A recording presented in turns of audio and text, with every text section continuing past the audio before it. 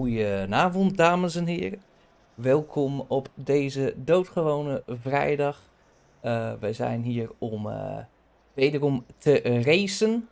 Deze keer gaan wij rond Imola racen, maar voordat wij dat doen, een aantal hele belangrijke mededelingen.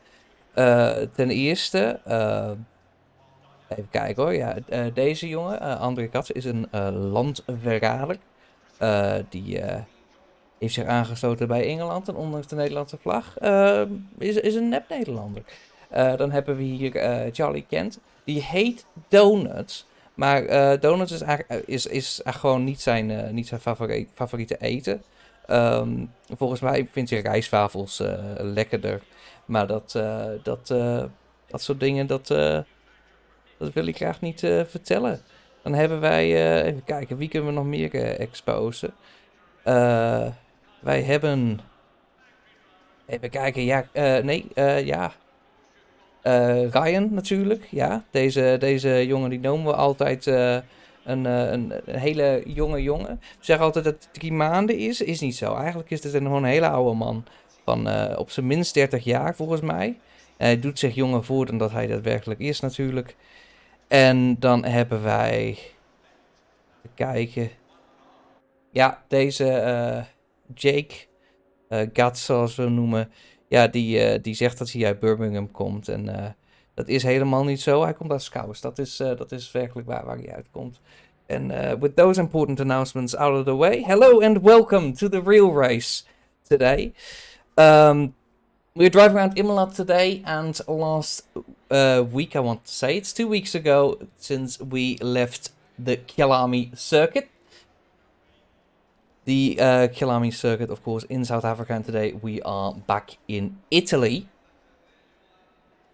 for the 3rd round of the season. And what a season it is so far. Had a couple of rounds already came and went, and the results are quite interesting so far. Have a look at the pro class real quick. Current leader of the championship, Charlie Kent, has gone to be on the podium for every single race, but best finish is 3rd. Finished 3rd in every single race so far, but it does get him the top position on the podium. And Norbert Tamas is in 2nd with 1 win in Monza, and Diego Paul is in 3rd. And we've got Oscar Saristo, winner of the race last time around, but he's only in 5th because he didn't join the first race. Harry Spears finished 3rd in the first race, but he has since switched car. In Kyalami, he turned up in, well, I believe it's the current car, it's the Bentley. That's what we're looking at right now. So those points, because he changed car, his points were erased, and now after his 2nd place finish, he is only in 6th place. Shouldn't be a big problem for him. He's a fast guy and he can probably make it up. But a bit of a setback. But this will be the last race where people are allowed to switch after this is no longer possible.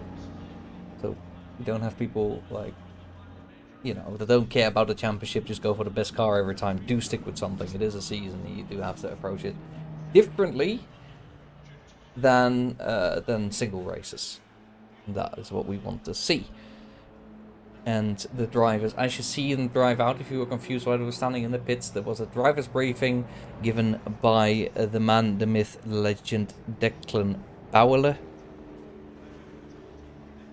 That is this boy. He just tells drivers what track they're on, what tires are made out of, and how light works. Some drivers are already back out on track. This is Dec's teammate, Charlie Donut.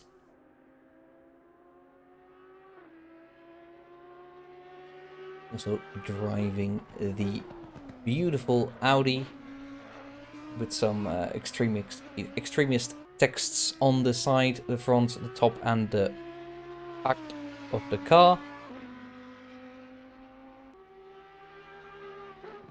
And we've got...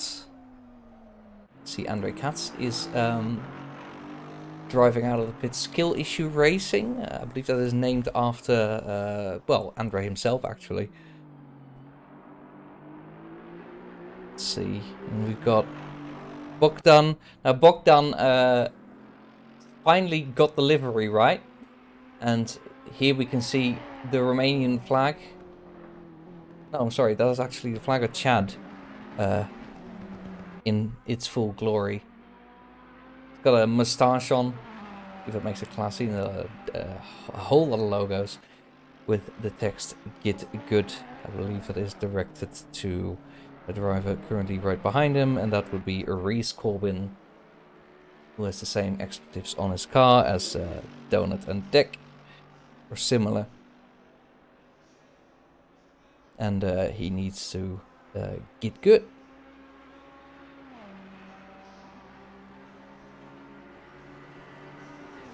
Norbert Tamas hasn't set a time yet, isn't 27th in this practice session, but, well, for one, practice and when you don't have a time to compare to anyone else, and your position is completely and utterly meaningless. Interesting one, Matteo Schmidt. I believe Matteo performed really well last time around, or am I imagining things? Let me quickly double check. Let's see where he finished. Well, it says silver class. Did we forget to classify him? Is my question. I think we might have.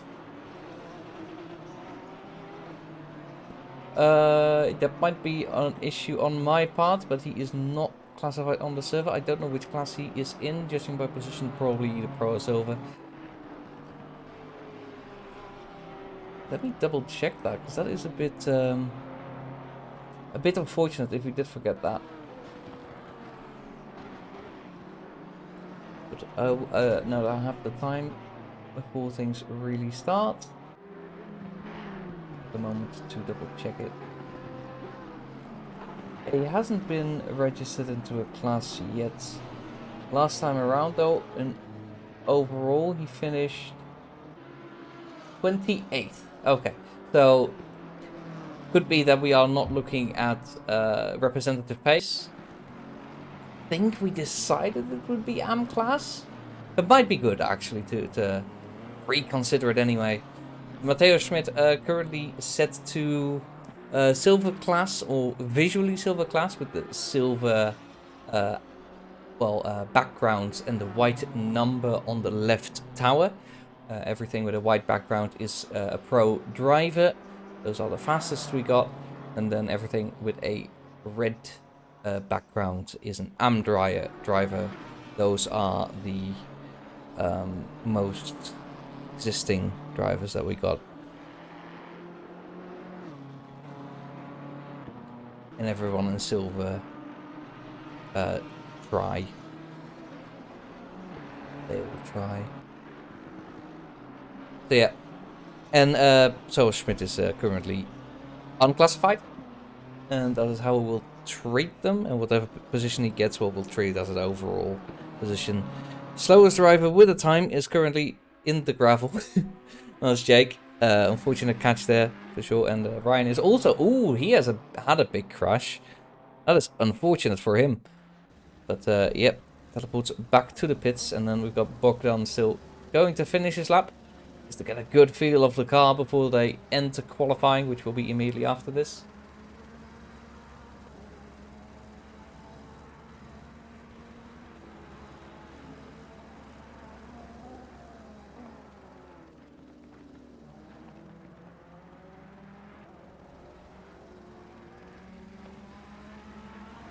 We'll try to have a good look at how the season is impacted by the result of these drivers.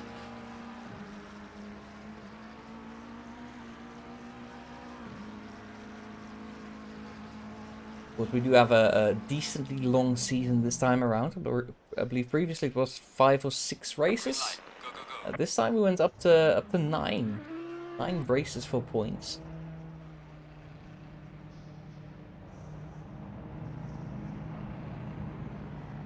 And let me quickly reset the user interface, as it is technically called in the business. I believe Harry's Piss is not out. Okay, I made a guess, but I guessed wrong. Well, I will first look at on the outside of Charlie Kent, Mr.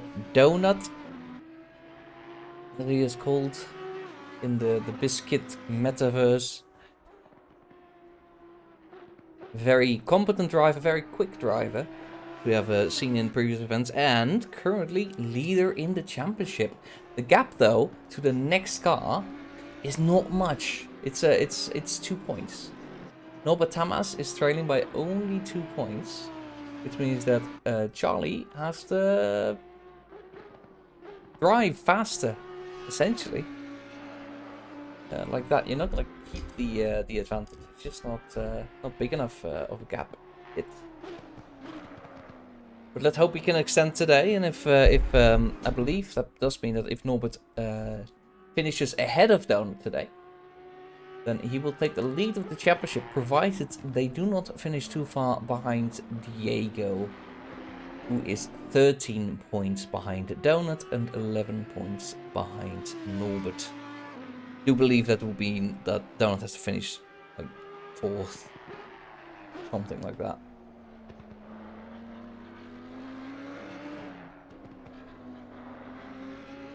Fastest lap also is going to count for points. Before we do that, though, I do want to quickly see a onboard lap.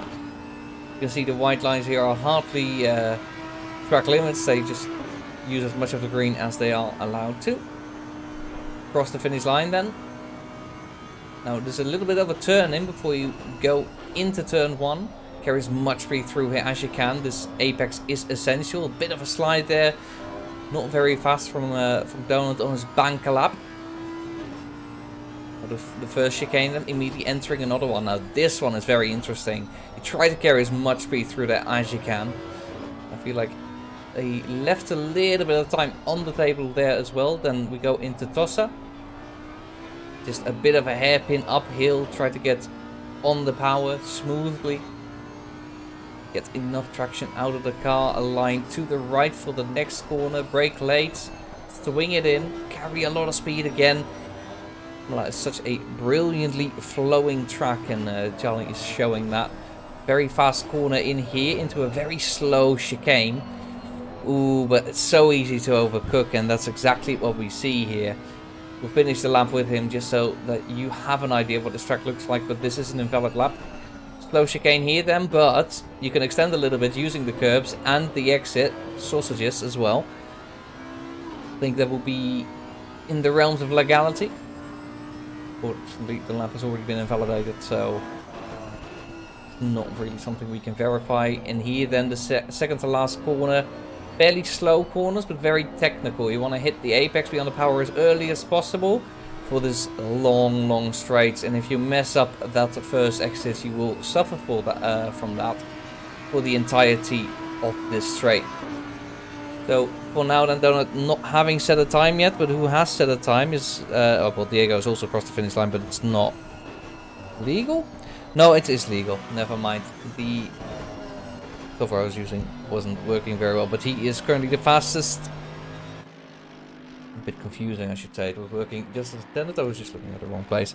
Diego currently second fastest, in fact, because Norbert Tamas beat him, but only just. Very small gap between the top two.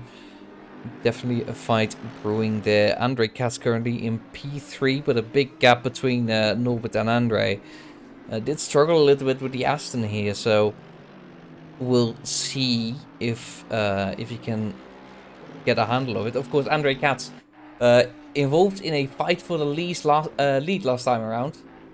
Didn't end up finishing in P1, but dropped back quite far back into P4 after causing a collision, getting penalized for it, and I believe he also sustained damage or something. So unfortunate there, but Andre Katz currently in P3, followed by his teammate Ryan Curtis, showing up when it matters, in P4 currently. I say that, it is of course early stages of qualifying, 15 minutes of qualifying, and the track starts out as fast. Fast is not the fastest it can be, in fact some people will call it awful. But optimum is what we're looking for at the end of the session. The track might be at that stage as we have a yellow flag. Oh, that is Deck. Oh, going out wide. I believe we saw Ryan make a mistake earlier there. But yeah, Deck going out for a bit of an excursion into a crash into the wall. Meanwhile, Andre improves his lap time quite substantially. Here we go. Under a second from the leader, but about 6 or 7 tenths off from his previous best. Very good to see Andre in the fight for a good qualifying position. But I do note an absence of people like Charlie Kent, who still hasn't set a legal lap time. Joris Petersveen, Dutch driver in the Porsche, also hasn't set a lap time yet, and this one is going to be invalid as well. But keep an eye on him. He can get some very strong lap times and will definitely get close to Andre and beat the likes of Hibana Banana, who's currently leads in silver class for this qualifying. And Ryan, I say that Sami Cal immediately steals that lead. And Ryan Curtis currently in P3 then.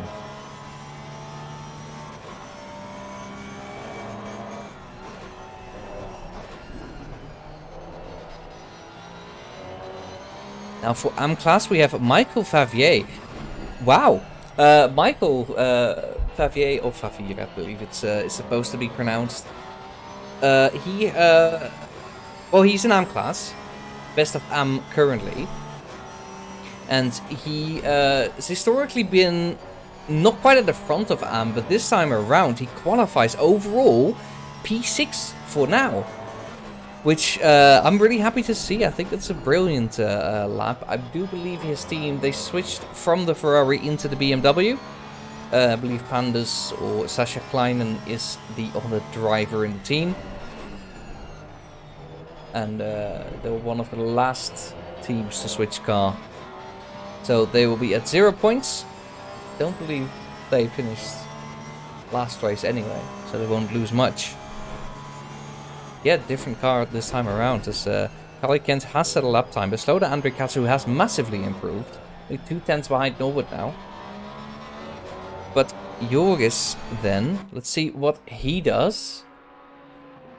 The beautifully liveried Pfaff Motorsports car. This lap is still legal, and it is enough for P7. Maybe not quite enough from him there. P7 nevertheless. I'm not sure how Imola is for the Porsche. Porsche is a very unique car, so tracks will suit it.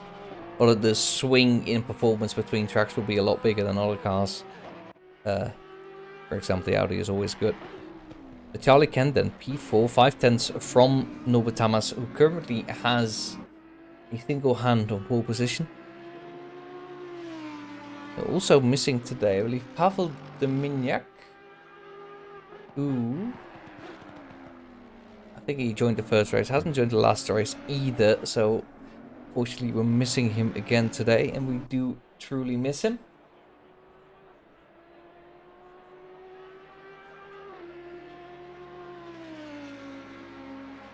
I think he did say got home really recently, but him and his daughter Alice are watching and hopefully going to see some good battles. So if you are driving and you are listening, keep it clean.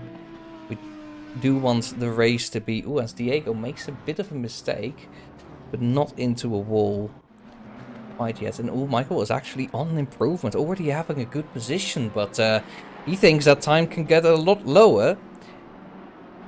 And let's keep a good eye on this, because this is going to be interesting. Where does he end up?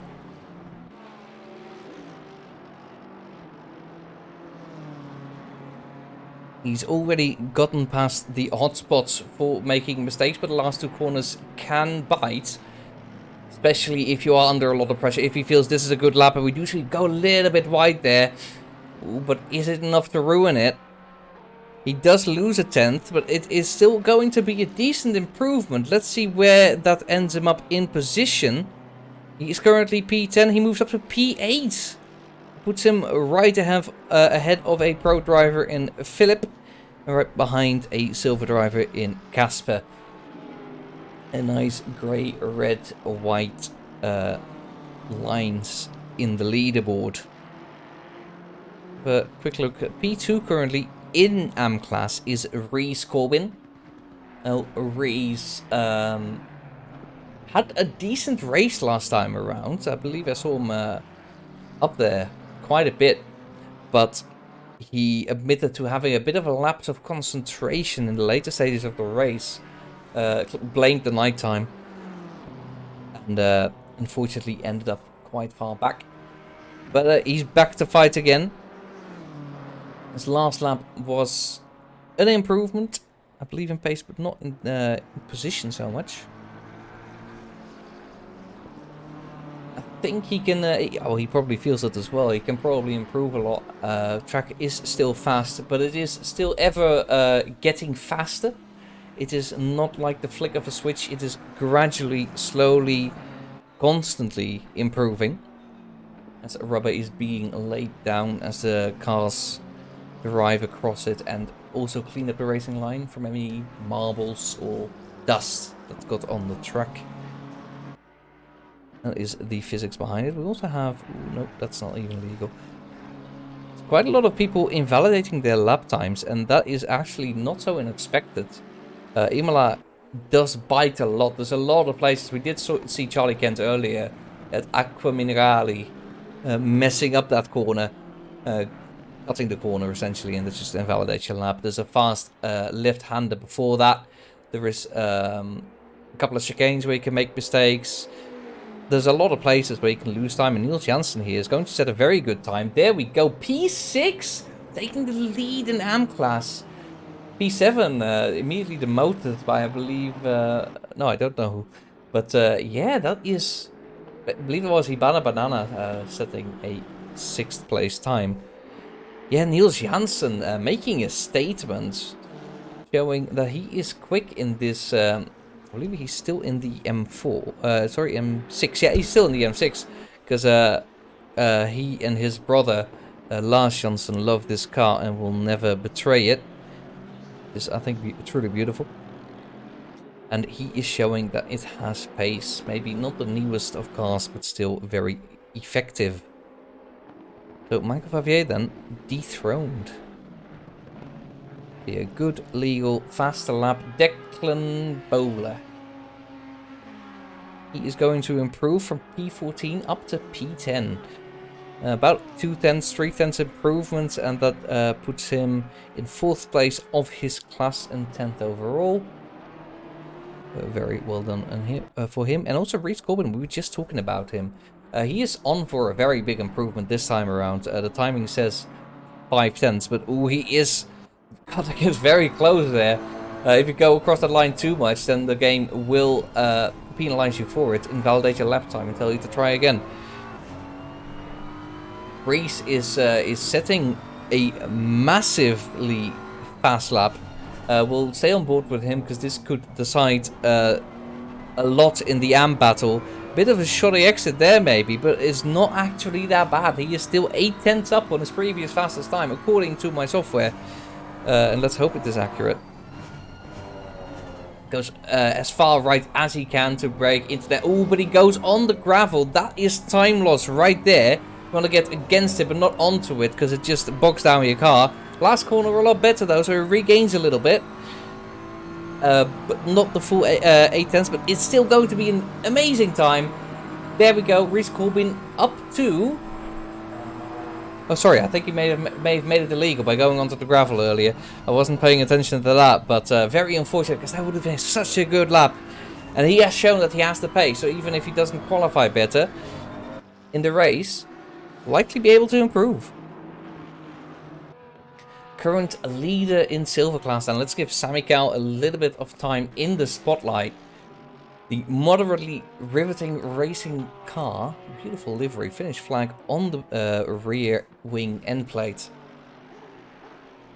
The man's set a 143.0, which makes him the 5th and last driver currently to be within 1 second of the pole sitter, or the provisional pole sitter. Janssen has made a mistake somewhere, causing a yellow flag to come out, but he has gotten back on track and back up and running. Miguel is currently not on an improvement. I believe this is an out lap, so will very, very likely just do a couple of laps now. Will not go back into the box. Hopefully fueled up for multiple laps, because the first one can be disappointing if the tires are not quite up to temperature yet. In all the versions, I believe it was 1.7 previous major update, the tires would change their temperature or pressure a lot quicker. These days that has been dampened a little bit, that effect. But yeah, so maybe the first time around you do not quite get it in the window. And Tamikal has already lost 0.15 seconds on his previous fastest lap. This could just be another extra warm-up lap. So let's have a look around who is on improvement. Well, we have Michael Favier currently on a big improvement. And there you go. Slots it in right ahead of Niels Janssen, and also within a second of the current provisional pole sitter Norbert Tamas. I say that Norbert Tamas improved his time, and that no longer holds. But temporarily, Michael Favier must have been incredibly happy with that. Within a second of the provisional pole sitter, not anymore. And in P7, and crucially, the lead of the AM class drivers. BMWs here showing their effectiveness, leading 2 out of 3 classes so far. And still with time to go. P3 in the class, by the way, taken by Bogdan Rusu for now. And I'm starting to see that between Niels Janssen... Notice the gap between Michael and Niels is actually quite big. Very impressive there for Michael. Is he on another improvement? A very mild improvement, and he does overshoot it there. So that is not going to materialize. His deck is also on an improvement. There's a bit of traffic here. Let's hope he gets through that cleanly. Nobody holding him up, and we do see drivers moving out of the way, not ruining the lap. Who goes a little bit wide, but it's still within track limits as far as the game is concerned, which means that the lap is legal for now. Very nice smooth line there through Aqua Minerale. Maybe a little bit too much curb there, not quite a smooth exit, and loses a little bit of time compared to his improvement. But he is currently in a bit of a stage between Niels Janssen and, I have to scroll down a little bit, Piacciotta or Sebastian Erdmann, who is surprisingly far back, I should say, so he could still improve. There's not much time. That's like 10 cars, 11 cars, and there's 4 tenths between them. So that is a very, very close back. And definitely something to look out for in the race, because I feel like we're going to have quite a lot of clean but close racing. And that comes across the line. He improved, not going to cross the line yet. I think he decides to let someone else go. His lap was not much of an improvement anymore. I think he didn't improve. Unfortunate that is. Yeah, current provisional pole sitter Norbert Tamas, and with the last moments of this qualifying session coming up, trying to improve his time once again. Currently matching his previous best, but let's have a good look at how a professional handles Imola. Currently right behind another driver. It must have been a bit of a miscalculation, but it is the 64 car, I believe, of Jake. And he overshoots, unfortunately. Trying to push the car, but sometimes you overdo it a little bit. Philip Drezage is doing a lot better. 5 tenths improvement, which essentially means he gets out of the pack, as well as Dan Kingswell behind him. Also looking for a very strong improvement. So these are definitely 2 to watch out for. Philip and Dan currently P14, P15. They're also quite close behind each other on track. Dan being approximately 13-14 seconds behind. Philip is on for an improvement. It is going to be quite a big jump in terms of positions. Let's see where he actually ends up. P14 now, and across the line in P8. That's a big jump. Let's quickly jump to Dan Kingswell. I'm pleading, Dan, if you have your livery, send it to me. I do not have it, and would love to show it off. And it would be so much better if you had your livery on, where you jumped to 7th place overall. and third in your class, but it is over for the silver class top 3. Although Sammy Cow could still improve, is improving. Only just though. Has lost a little bit of time. And the last 2 corners are going to have to make the difference for Sammy here. Because it's about level with his previous best. Absolutely pushing this car through that corner. Good first exit, and the second exit much more important. Well, maybe a little bit scruffy there. Is it going to be an improvement? Is it going to be enough? Is it going to be top 3 in the class? Comes across the line. It's an improvement in time, but not in position. Unfortunately, Sammy Cow in the top 4 of class still, but not as high up as he wanted to be for sure. And I believe we've got still Sebastian Erdmann trying to set his lap time. I believe that is one of the last cars, only Weber right ahead of him, also still doing his lap.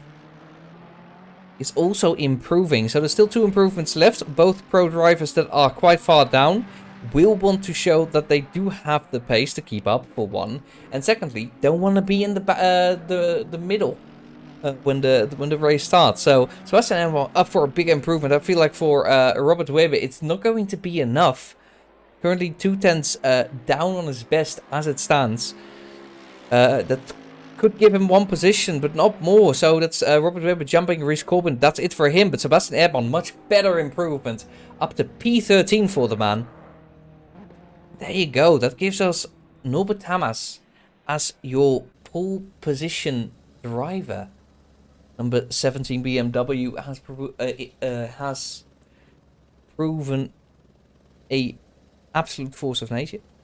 3 drivers did not settle up time, those being Harry Spears, Jordan Burroughs, and David Brown, also known as Dan. Dan did say he would not join today, or provisionally. Wasn't sure if he was able to join, so he provisionally withdrew. But fortunately, he did make it in time to join us. Not in time to qualify, but at least he is here, and we are happy about that.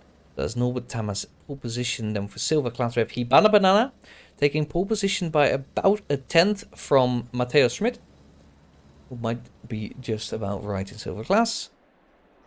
We'll just treat him like that. And Michael Favier kind of missed the dying stages of that session, but he takes pole position. And there we go.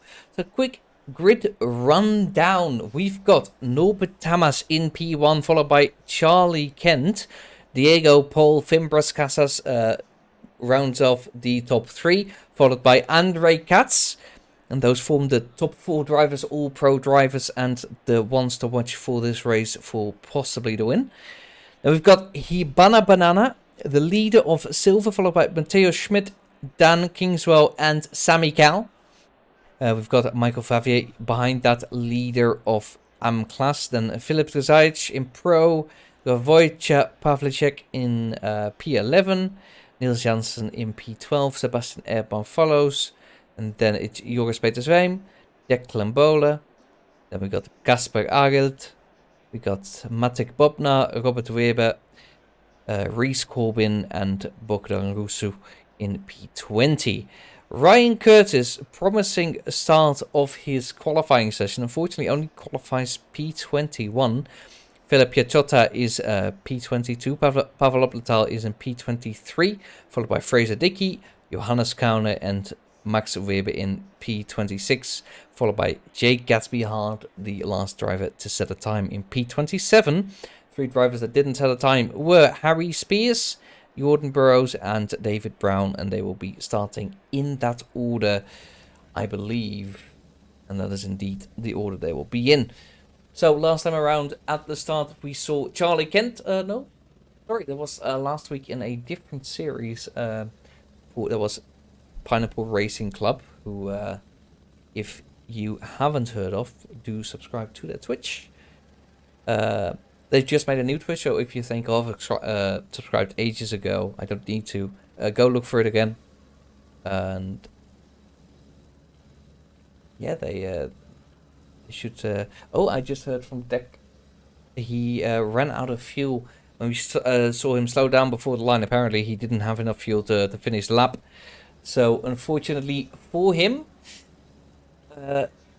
he didn't get that improvement that he was longing for. He is placed P15, which I think for any other driver would be a disappointment, but for Deck, he's normally a very good starter, very clean. Kind of has an intuition for where to go at the start. Because the start, when you're in front, you're in front. You try to have a good launch, and if you do, then you win. Win the opening phase of the race in any case. But for starting further down in the mid pack, maybe even in the back, you need a bit of intuition, like knowing where to be, choosing the right side, the left or the right of the car ahead of you when you go into braking zones, committing to that.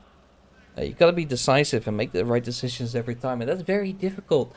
Nick has an intuition for it, so I think that is likely to put him further up, but we'll see. He also is right behind the likes of Joris Petersweem and Sebastian Erdmann, who are two very quick drivers that will not be giving up their positions easily. But we have seen a big mid-pack that are about equal on quali pace, and we'll see how that is on race pace. Track conditions are fast for the start, but there's still a bit of improvements. It also is a challenge for some of the drivers, maybe, to get used to the conditions. Because the car's not going to grip very well, and with a full tank of fuel, maybe some drivers think they have more grip than they will do. Hopefully, no people that brake too late. Yeah, we'll see. We'll see where things land. If you are watching and you are not following us yet, please do remember to do so. We do very much appreciate everybody that does follow us. You'll be notified or it will show up if you don't want to be notified on the left of your Twitch browser that we are going online. I've got races about bi-weekly. We do have some. We do have a racing series that is not currently being broadcast, but maybe we can sort that out sometime. There are no plans for broadcasting quite yet, but that could change. And there we go, Norbert Hamas takes off. I've successfully talked through 5 minutes of waiting. Norbert Hamas leads us off then on the parade lap.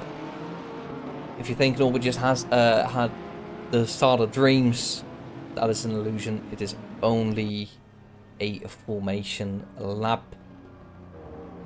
He will be warming up his tires, getting the pressure in them, getting the tires up to pressure, I should say. And it will be warming up his brakes. Yeah, that's basically the whole idea. Some drivers may just want to get a bit of a feel for the car again after qualifying. I say that, but Dan Brown, of course, was just about able to join. I think he'll be driving to a bit of a feel of how the car feels today. Get his steering mojo on or something, I don't know. He'll probably take it easy for the first few laps, because Harry Spears and Jordan Burroughs ahead of him are going to bulldoze through the grid anyway. And, yeah, it's going to be interesting. Keep an eye on Dan, David, Brown. See where he ends up. Hopefully he does make strides. It will be very interesting to see where he finishes after a P30 start. Again, a very, very full grid today. And around Imola could be a bit of a problem occasionally, especially if there's a big pack all close by.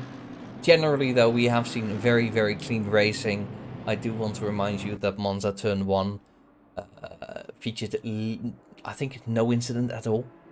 It was a bit of bumpy, a little bit of touchy, but no crashy and no destructy. Something to be very proud of, I think, as a racing community. And we are really a community. Just about everybody knows everybody else's names, last names, or usernames most of the time. I have found out that some people aren't very big on their first names, but as a caster, as somebody who says them a lot, kind of know them. That Norbert Tamas is currently side by side with Charlie Kent, who starts from P2. And that is, of course, the drivers going double file. You do see on the track map a lot of the cars accelerating and the pack starting to close up to themselves. On the helicam, which is obscured by a couple of trees here and there. You see everybody lining up. They're all on the main straight right now. When the lights go green, we will go racing, but it won't be for a little while. You do still see Charlie Kent going back, forwards, backwards. It's just him getting heat into the brakes, getting them optimal for turn one, where he will want to use them. And as they cross the line in a moment, won't have green flag race yet, apparently. Such a long run, I think they. There they go, halfway close to the end of the pit lane. We do see Norbert have a very good start, but Charlie close behind. Wants to look on the outside, but no space there anymore. Has to settle for P2. Further back, we do have a couple of battles here, but it is largely clean so far. And yeah, turn 1, turn 2, extremely clean, no incidents whatsoever. We do see someone go a little bit wide there, but safe rejoin, no issues. And the tower, if you look on the tower on the left, you might think everybody's crashing and everybody's going up. Oh, there's a little bit of argy-bargy there, but fair play overall. And no crashes so far. Norbert Tamas maintains the lead. No overtakes in the top 4. We still have Hibana keeping the lead of Silver Class. But tragically for Michael, he's had to concede the position to Niels Janssen in the red-white frog guide's car. It's a bit of a pack, and he's ahead of Joris, who had a worse start. And Michael dropped 5 places and has to fight himself back up. But he can be a very clean racer, so we'll see how he does that. See another. We see Jordan Burroughs had a very, very, very strong start, gaining 7 places just in the opening stage, and Harry Spears actually lagging behind compared to that. He's currently behind Ryan Curtis, who is fighting with Weber. Let's have a good look at that battle. Ryan, around the outside, turns in, but maybe a bit of oversteer, maybe got startled there and has to concede the position to Jordan, and immediately being chased by Marcus Weber behind. We do have a fight here. Charlie Kent looking around the outside of turn 1, turns it to the inside of turn 2. Norbert leaving the space. And Diego very close behind. Oh, Norbert makes a mistake, goes wide on the exit of turn 3. And there goes Charlie, there goes Diego. And Andre also looking on the inside for the next chicane. Turns it to the outside of the next corner. But nothing there for him. Got a taste of the candy, but not the full lick. And Charlie Kent maintains the lead after parrying an attack from Diego. A brilliant overtake there after Norbert made a small mistake. And it's those small mistakes that can make the difference. But mark my words, this battle is not going to be over for a very long time. Norbert's a very, very fast racer. So is Diego, so is Charlie, and Andre Katz. We've seen last time as well. He can really take the fight to the lead as well. And Ivana Banana actually keeping up with these leaders, but they are battling. So they will slow each other down. Do see Diego looking on the inside there of Charlie Kent. The BSKIT Motorsports car currently leading the race from Diego, who has really shown his eagerness to overtake. Looking on the inside, outside, everywhere. Late on the brakes here. Maybe a bit of contact. No actual contact this time around. Still in the lead. Oh, we do see Norbert going a bit wide again. Does that compromises run enough for Andre to have a look? We'll have to see at the end of the straight.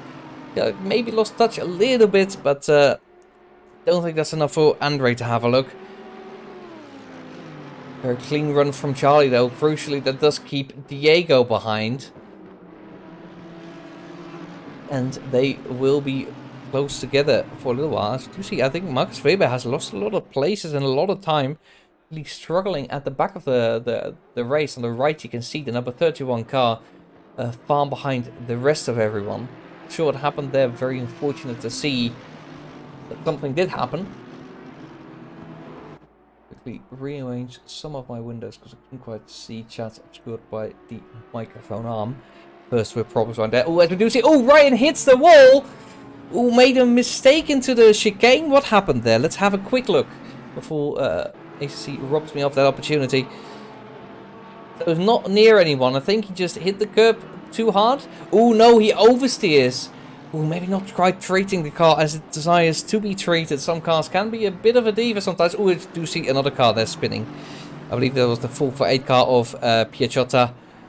Unfortunately, falling back. And we do see, oh, Diego Fimbres Casas has taken the position from Andreas. We were distracted by Ryan making a mistake. Thanks, Ryan. And Diego in the lead after Charlie made a mistake. With Charlie looking again at Norbert Tamas. And also Andre Katz nowhere to be seen. Actually behind Hibana Banana. Also has made a mistake there. Not sure what happened there. I'm not going to go all the way back for that. Because it might just be a big disappointment if I try.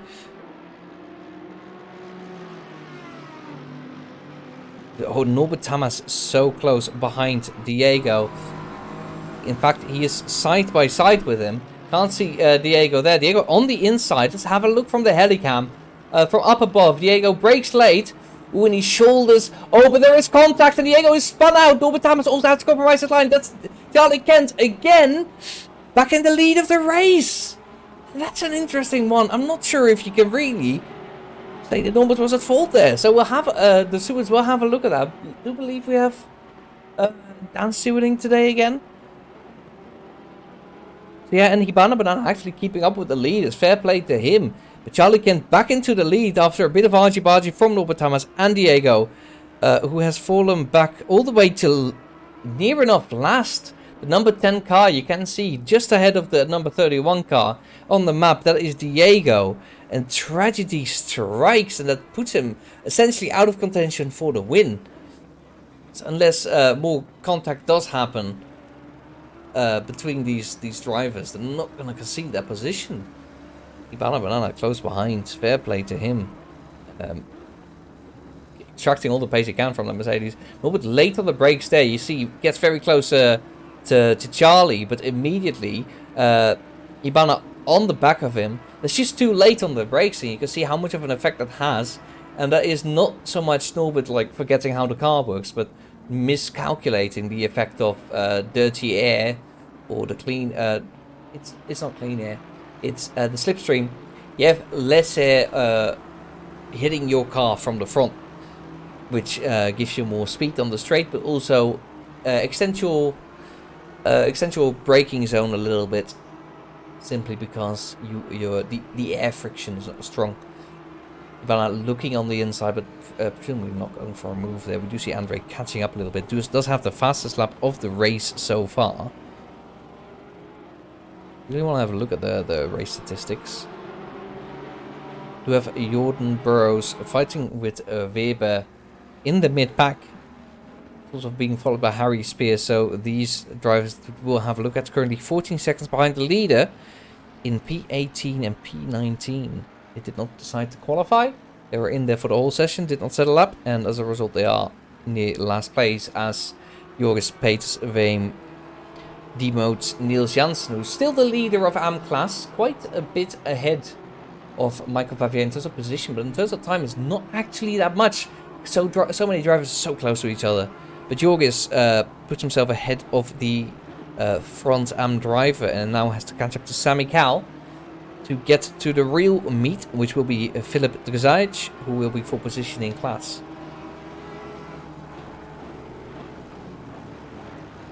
Quick look up and down the grid. Sebastian Erdmann also very, very close to Niels. Niels being gobbled up a little bit here. As we do see Michael going a little bit wide out of that chicane. But we have Sami Cal. I believe that's behind his teammate. Looking on the inside. His teammate in Philip Drzajic is actually a higher class driver. But Sami just showing his pace. And I think Philip also kind of let it go. Doesn't want to take out his teammates. Very good move there. And as a result, Philip does kind of fall into the clutches of Joris, and that is going to be full class position.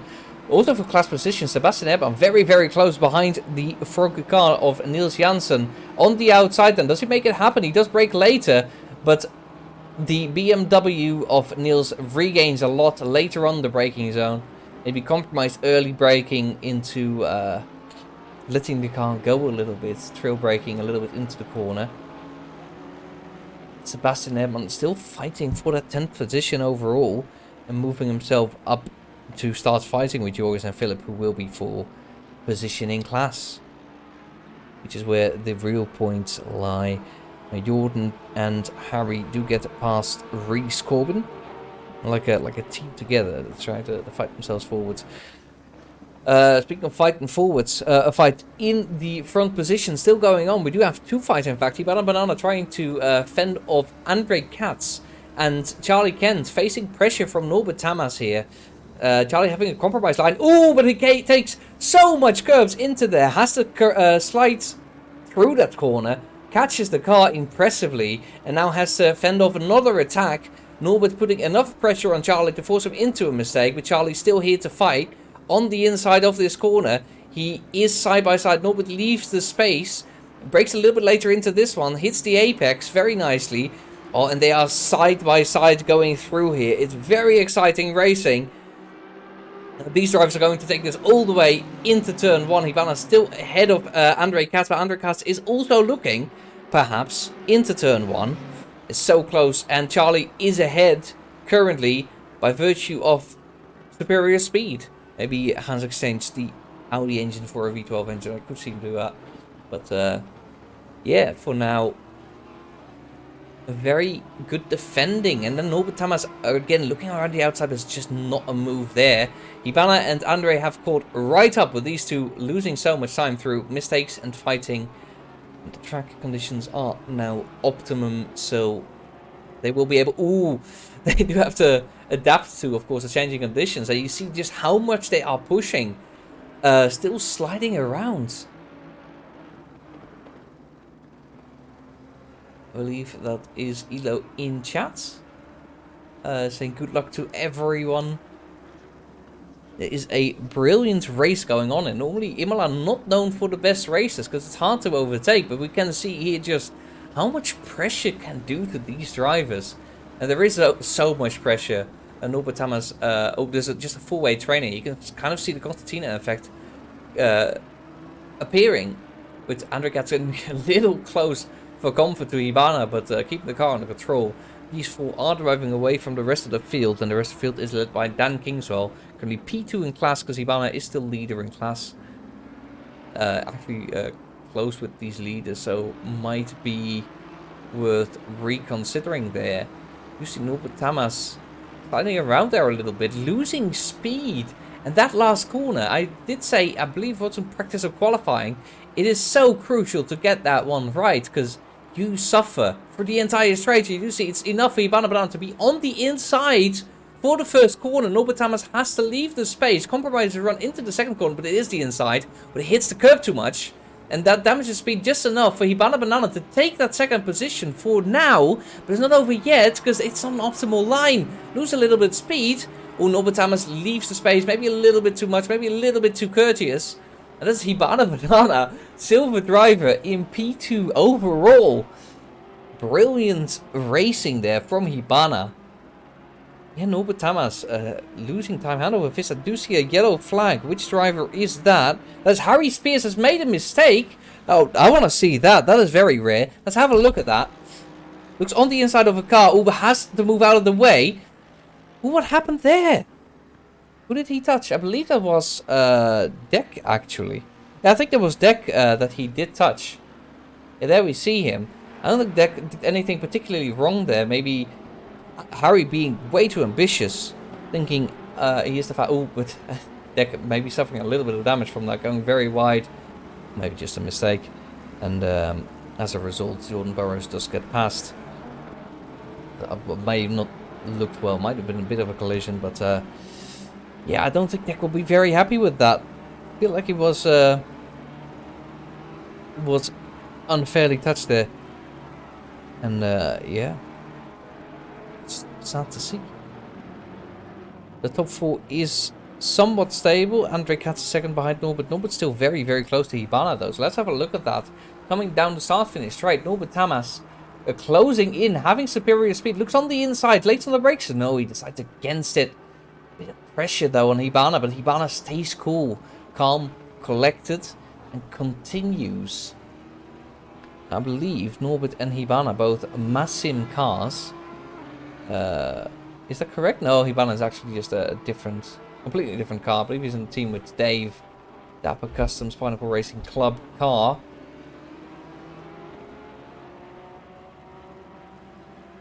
Yeah, Norbert Tamas is so close behind. But not really a place to overtake for most of the track. I would normally say we've seen so many battles everywhere, up and down the field. And mistakes are so easily made, especially around Imola. Doesn't matter how professional of a driver you are. Well, up to a certain point, doesn't matter. Some drivers are so professional they make no mistakes ever. And that is... It's really hard to understate just how... or overstate how impressive that is. The track fluctuates constantly. It's so easy to get distracted. You need to be on top of it the whole time to avoid making any mistakes.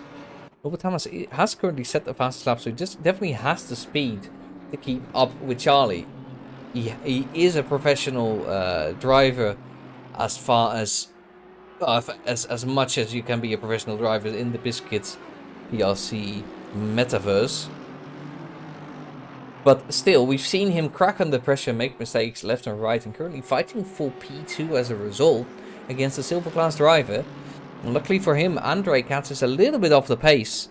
Has set a fastest lap up for him personally, but there we go. Ooh, Hibana forced maybe into a bit of a mistake. There was no collision there, but ooh, he goes on the grass, doesn't get the car under control before rejoining. And there he goes, spinning. That is a spun banana, and as a result loses not just second place overall, but also first place in class as well, second, third, and has to rejoin ahead of Casper Arield in P4 in class. That is very disappointing for him for sure. Will have wanted to keep fighting with the lead, but yeah, mistakes like that are so easily made. And back to P10 he goes. Still in the top 10 at least. There are still packs of drivers battling. If we divert our attention to the back of the grid, got Bogdan Rusu actually last of all the M drivers, quite far back. You have Johannes Kauner with Jake. Oh, Jake actually making a move on Pavel Opletal. Hello, Jake. There we go, through Tossa. Takes a position there. Still 4 M drivers behind him, and I believe a total of 4 M drivers ahead of him. So that's P5 in class, quite far behind them. It's gonna be tough for him to catch up to those. Maybe later on in the pit stop phase, there will be a mandatory pit stop later in the race. And at earliest, I think drivers could serve it now. And some drivers, as you see, Bogdan Rusu and Filip Grzaic on the bottom, on the left, on the bottom of the tower. They have a green bar next to their number and name. That means they have served their mandatory pit stops and are fine to finish the race. I will predict they will make another stop because they will have stopped too early.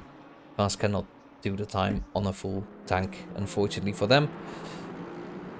But yeah, a little bit of an race going on here for P5 in the class.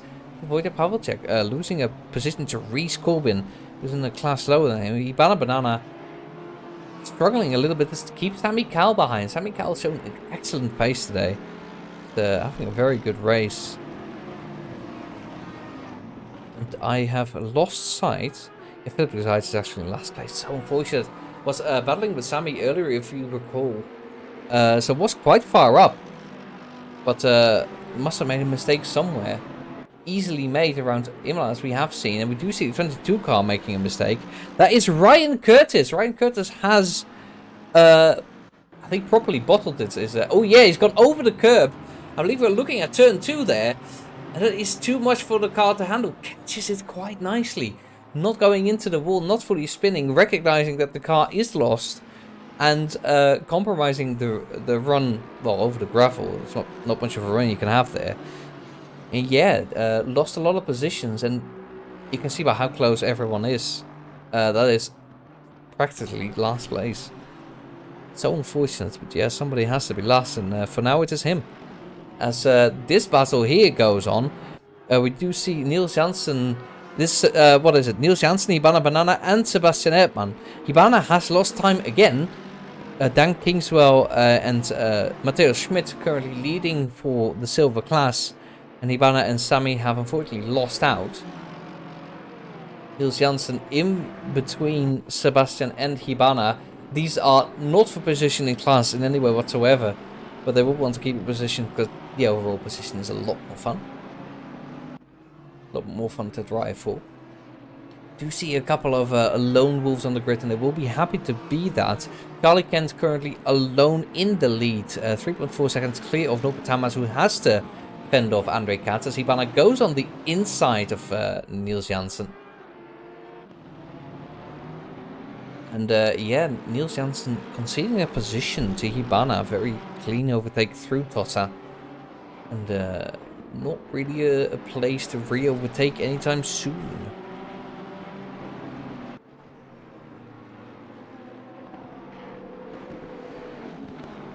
Avoid a Pavlicek then on the inside there.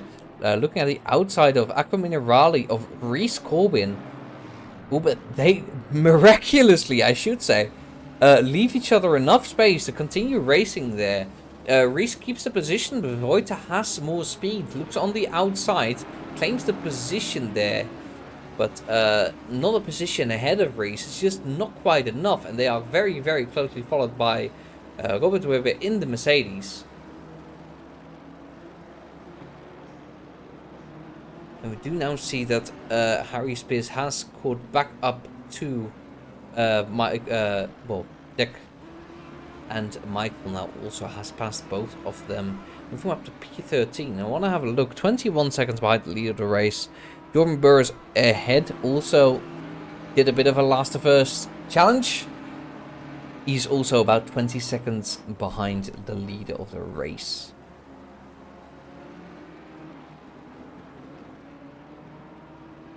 Alright. So much going on. Sami Kahl looking on the inside of Niels Janssen, but Niels Janssen just keeping the pace. Of course, there is no rule that you have to let someone by who is from a different class. It might be smarter. Some people will choose that. He doesn't find it too hard, but he does just keep his line, tries to go through the corners as fast as he can. But the battling will slow him down a little bit. Oh, that is a dive and a half from Sami Kahl. Oh, that's a bit of a collision. A bit of... and that's just Jordan. Just the elbows out there. Oh, but he makes a mistake. Jordan Burroughs makes a crucial mistake there. And loses a lot of time. Maybe a bit of an ambitious rejoin there. Not quite considerate of Casper. But Casper is ahead. So, and paying enough attention to avoid it. But we do see that Favier very close behind, late on the brakes, but no pain, no collision. Everything is fine. We can breathe. Yeah, that is Jordan also making a mistake. We saw Harry Spears making a bit of a mistake with Dick earlier in the race, and lost a lot of time there. I think we might not have stewarding today because I do not see any penalties being handed out. We are about 25 minutes into the race, so this would be when I would expect some penalties to drop. But maybe I'm wrong. We do still have penalties to look forward to. Of course, people can absolutely cut the course. Even more so around Imola. It is so easy to do around here. We do see Harry Spears close behind Niels Janssen, looking on the inside, which is not close enough to make a move. And Niels, a little bit too much curb there. Car destabilizes. Niels on the inside for Tossa then. But Harry on the outside. Oh, there's a little bit of contact. Harry a little bit optimistic on the turn in, but no harm, no foul, and up to P10. Gumber is very, very close to Casper Arild. And Niels Janssen right ahead. looks on the inside of Aqua Minerale. There's not going to be a move there. He understands that. He doesn't make it. No mistake this time and no positions lost for Jordan, crucially. The last of third challenge can be very difficult because you have more pace, but you have to hold it back. As Casper does make a mistake, that will give Jordan the opportunity, and that's what you kind of have to wait for at some point. First drivers, the AM drivers, the people that maybe aren't so good as Imola, they are easy enough. They will simply be able to pass them by pace. But for other drivers, that will not be enough. Simple as that. Let's see, interesting battle here. Ivana Balalan looking on the outside of Sebastian Airborne for the next corner. Doesn't quite make it stick. We do see Harry Spears overtaking Sammy Cal right behind them. And interestingly, Matteo Schmidt and Dan King, so I think they might have been close for quite a long time. They are doing about the same pace. Matteo like a couple of tenths faster, but they were both personal bests, so not representative pace per se, but speed pretty good. Jordan, I say Jordan? Jorgis right behind the number 9 Porsche. Is that correct? Is he supposed to be the number 9 Porsche? Yeah, he is, okay. I felt like that was wrong, but yeah, evidently my feeling was wrong. Yeah, he is closing up to this battle. That's what I was trying to say. Oh, is he Banana? Just turns left at the right-hand corner, it appears. Must have been a bit of a collision, a mistake. Let's see what happened here. Oh, there was contact there. I believe there was, what was that, Casper being pushed a little bit? Or I think it was Airban being pushed there. Ibana made a bit of a mistake going into that. As a result, loses so many positions. P15, deal with it. It's very unfortunate. Sammy Cal also making a bit of a mistake. You do see in this stage, Imola is such a tough track. I did say earlier, a deck actually gets a 5-second penalty. I'm not sure what that is for, but there we go.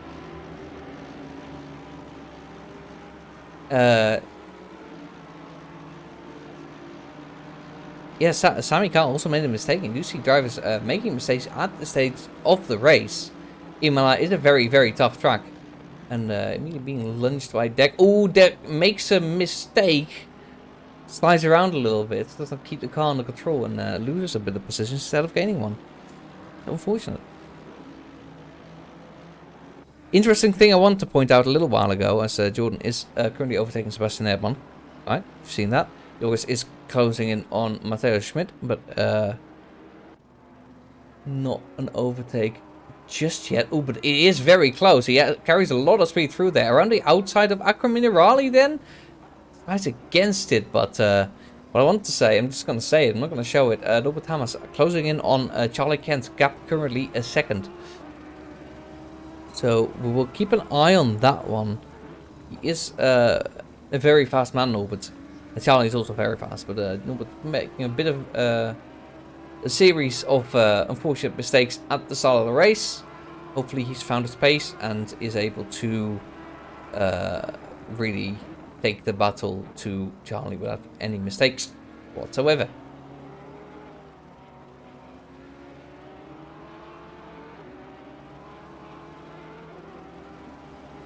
You see Joris looking around, well, will be outside for the next corner. But a very interesting line. I haven't seen that one before here.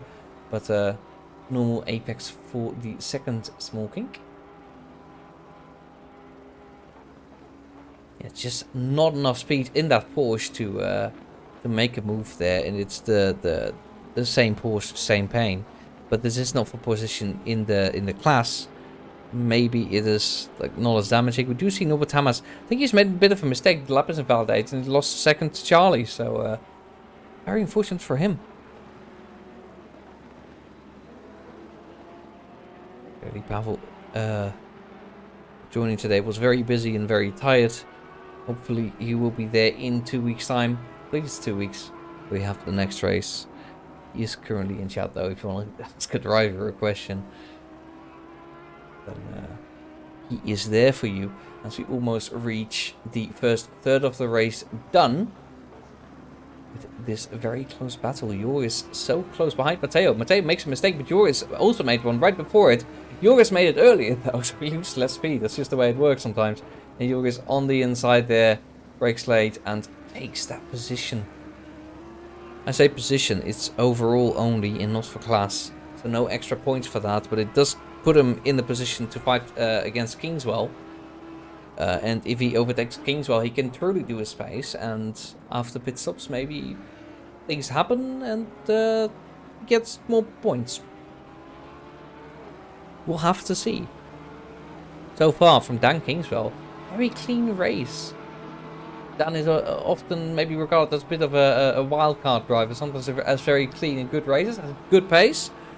Also maybe a bit mistake prone, but today everything seems to be working out for him. Quickly want to have a look at back of the grid and you will see why I want to touch it. Yeah, looking at Ryan Curtis, he is well, he's fallen back a lot, of course. But Michael Favier, interesting to see. He is the leader of all the cars that have boxed so far. We do see also Deck pulling into the pits. It is a very long pit straight for Imola. It feels especially long because normally the entire straight would be flat out, you know, just go. And now you have to drive for quite a long time in a speed limiter. And yeah, Deck, of course, has the last grid box. I believe they give the grid box places from last to like the first in line. And Deck was the first one to join the server, as of course he is the host of the series and takes great care in hosting it. I'm seeing people speak about Dave. Have a quick look at Dave. Dave started last, of course. Currently in P19 and in class. Let's have a quick look at that, because the class, silver class is just about everywhere. 1, 2, 3, 4, 5, 6, 7, 8.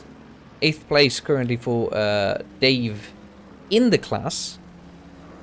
I think we're quite happy with that, considering he wasn't even planning on joining today. But yeah, here he is, and we do see Deck slotting in behind Michael. So Michael, well, it says on the left that he's ahead of Michael, but I trust my software more than I trust. Yeah, there you go. Oh, but Michael does make a bit of a... Oh, I say a bit of a mistake. That's a large mistake there. Second chicane. Have a quick look at that. And I think we'll see this a lot more still in this race. I think, yeah, just too much curb. And the car doesn't like it. It sends him into the wall. And just like that, I was about to compliment on his position, because it wasn't a very good position in the race. But the damage he sustained from that can't be helping. Still ahead of Deck. Still a decent position. But it does change the race a little bit for him. Car will not feel as good as it used to. You see Harry Spears carving his way up through the field. Overtaking Matteo Schmidt as well. Close behind Joris. That will be for points. So Joris will instead lose points instead of gaining some. And Dan Kingswell is also very, very close ahead. And the driver ahead, you think that's Charlie. That's not Charlie. That is, I think, Deck about to be lapped by these drivers. Will be shown the blue flags. However, so Imola has got a 5-second time penalty. We do definitely have some live shooting.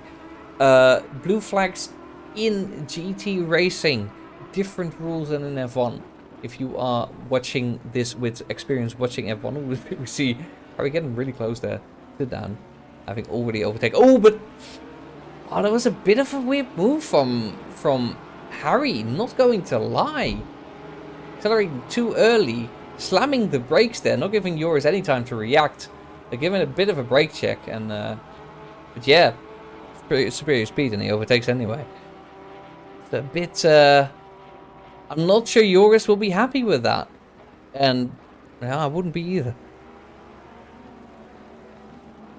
I think I've lost the train of thought here, but it's just things happening everywhere. Small mistakes here and there. We do see Norbert Thomas, though, inside of Charlie Kent. I was talking about blue flags.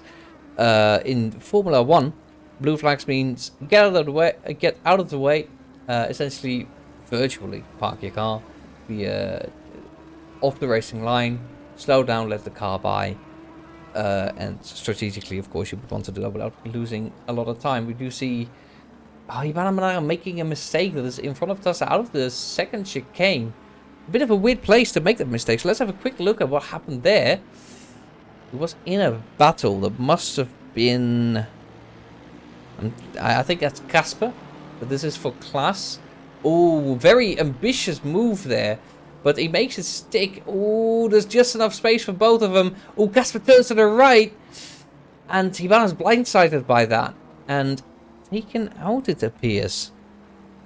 The supers will have a look at that, and we will trust the adjustment of stewards, and as the timer will kick back, there we go. Norbert Tamas in striking distance of Charlie Kent, the gap down to roughly 0.3 of a second.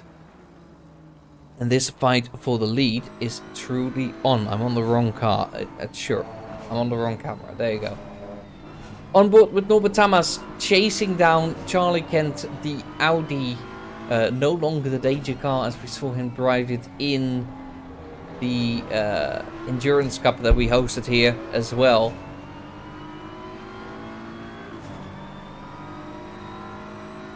Yeah, Norbert Tamas, do see Ivana Banana on the left serving his 5 seconds and boxing as well. I assume he's serving his penalty because why would you not? Do you still have... I think Michael may have made another mistake or may have done an extra pit stop, which I can verify. Hang on. He has done an extra pit stop. I think just to repair the damage. Maybe it was just too unbearable and currently in last place of the race. So yeah, you go from a good position in one moment being a pole sitter of your class and then a mistake further and there you go. Last place. Ooh, Norbert Tamas doing a very good switchback there, forcing Charlie off the racing line, losing him a little bit of speed, and as a result, that is Norbert Tamas on the inside still, but for the next corner as well. But Charlie does have superior speed. The Audi really pulling his weight. And is he gonna defend? There is room on the inside for Norbert, but he decides not to go for it, and Charlie manages to live on to fight another day. Depending on how long this goes for, that could mean that Andre Katz could catch up again. And it might start turning into a little bit of a meme if it happens too often. But yeah, as it stands, Charlie still in the lead, and we do have Hibana Banana must have sped in the pit lane. Stop go 30, as you can see on the left on the tower. That is... I'm in pain. I'm in pain. I'm in physical pain. That is not fun to see. I do really like to see Hibana up there, and stop go 30 is just devastating. Yeah, that is end of race until somebody makes a mistake, and that's what you kind of have to hope for. I am virtually in tears, and I see the chat also in tears with me. Not happy about that, but can't cry about it too much. We've got Norbert Tamas here trying to steal the lead away from Charlie Kent.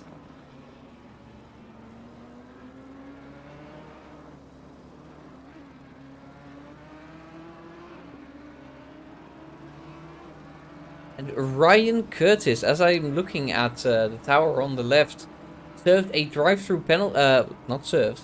Has been issued a drive-through penalty, and I would make a bet, but I think I know exactly what happened. I think he cut a corner somewhere for the third or fourth time, and as a result, the game said, yeah, that's enough. You get to go through the pit lane. You don't get to stop. Do not pass go. Do not collect $200. And yeah, oh, I do see another car spinning. That second chicane has been out for blood. That is Marcus Weber, AM class driver. I think he's currently in P4 in the class. Yeah, he is, and bit of a mistake there. Hasn't stopped yet, so that will actually be a lot more devastating for him. I think everybody behind him has.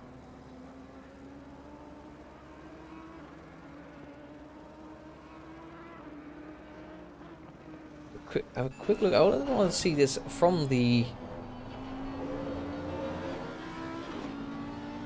rear wing of Charlie Kent, so you can see just the pressure that Scar has to face.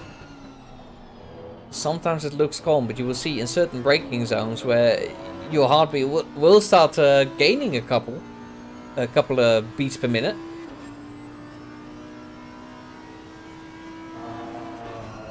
You do see, ooh, it gets closer here. It has a better run, it appears. Out of this corner, it's so crucial. But you see Charlie gets earlier on the power and Norbert slides out. And as a result, Charlie manages to run away for a little bit. There's a little slipstream, so it does pull Norbert along a little bit. Not the end of the world. Yet they are following. I believe that is Hibana Banana ahead of him. Ahead of them will, of course, not be for position. They are leading the race. Hibana Banana will is not allowed to interfere. The rule is this is the F1 way of letting people by. The rule is you're not allowed to defend. Drive your racing line, whatever you will. But if the driver behind you makes a move, you're not allowed to defend. So that is not really what happens here. In fact, it's just pulling over. You see a lot of people diving into the pits. I say a lot. 3 people driving into the pits. Dan, Sebastian, and Matteo have all dove in. Interesting to see where they all come out. Also interesting to see where what the stoppers so far have been doing. Wojtek currently the leader of everyone who has stopped. And Ryan Curtis, well, currently P22, but he does still have a drive-through to serve, I believe. Been through a lot, Ryan, but still not that bad in terms of position. Not quite that bad, anyway.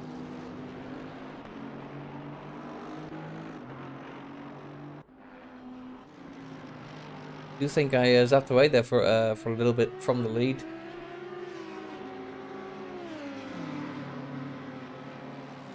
I do not quite remember who came together with Banana. I believe it was Casper in the latest occasion where Ibana spun out at Sebastian Ibana has also picked up a stop go 30 for speeding in the pit lane. And that is pain. Casper Arielt has been given a 5-second penalty, and that's the person that had a collision with Hibana Banana. And has been deemed at fault for that, I believe. It was a bit of a racing incident, a bit of a unfortunate, but, you know, I think it was judged a little bit too harsh of a pull on the steering wheel. And as a result, 5 seconds.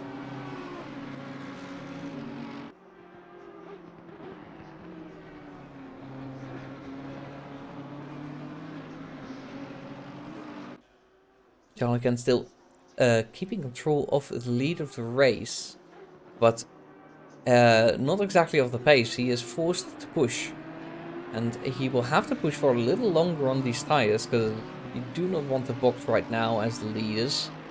You risk losing out position, and losing position means, well, yeah. It means that there's drivers ahead that are allowed to defend from you, and that can lose you a lot of time. Even, I mean, back markers are bad enough, even with blue flags, because they don't have to move out of the way. But back markers are bad enough. Back markers are bad enough, but for position, it's even worse. We're almost halfway through the race. I'm apparently developing a bit of a speech impediment or something. Yeah, there we go. Speed impediment is what Andre is suffering right now as he's slowly driving through pit lane. Also known as a speed limiter. Sebastian Albon serving his stop go, and Marcus Weber in the pits as well, further back.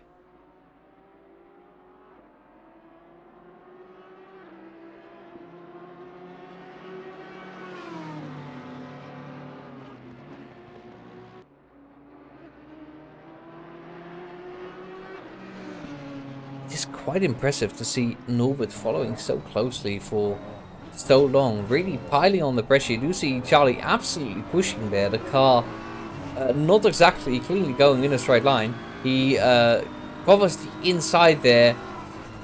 Late on the brakes, very late. Is that too late though? That is the question at hand here. He does have a decent enough exit and it didn't quite look like a corner cut, so he gets away with that. Yeah, just about right from Charlie. And Sebastian Edmond comes out of the pit, has to stop go and can just continue as normal. These drivers are not encountering any resistance in the sense of a backmarker yet. The 31 car is currently driving out. Yeah, that is Max Weber. Is a little bit ahead, so they are not dealing with any backmarkers. This position will be just a fair fight. Andre Katz has emerged in P12. Interesting to keep an eye on. Will be on new tyres.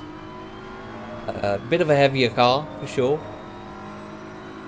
I do feel like the overcut in these races will be the way to go, but only just. I don't think it's a big difference, because these tyres will be going off, especially for Charlie and Norbert, who have been pushing for a little while. By virtue of Charlie not being able to let up and Norbert wanting to put on pressure.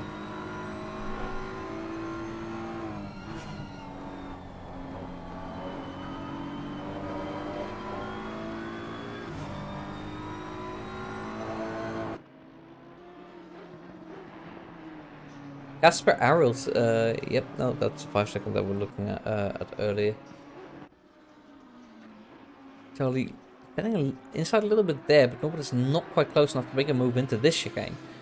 By doing the racing line instead then, and a lot of bouncing from the car, but apparently this Audi takes it, and keeps the position for now. But I do see Norbert getting so close every time, and it's really the long straight where this has to happen, but for now, the Audi is too fast. The Audi is too fast for Norbert Hammers, and I think he's going to have to... Yeah, he's going to box. Yeah, there he goes. Decides to solve this issue strategically, if he can. And has to emerge favorably compared to Andre Katz. Andre Katz, then. Have a look at him. He's currently at Tosa. I think Norbert is safe. Andre also has to worry about Harry behind. Not there yet. There is a bit of a gap. But Harry will be closing, and Jordan Burroughs also in the pit lane right now.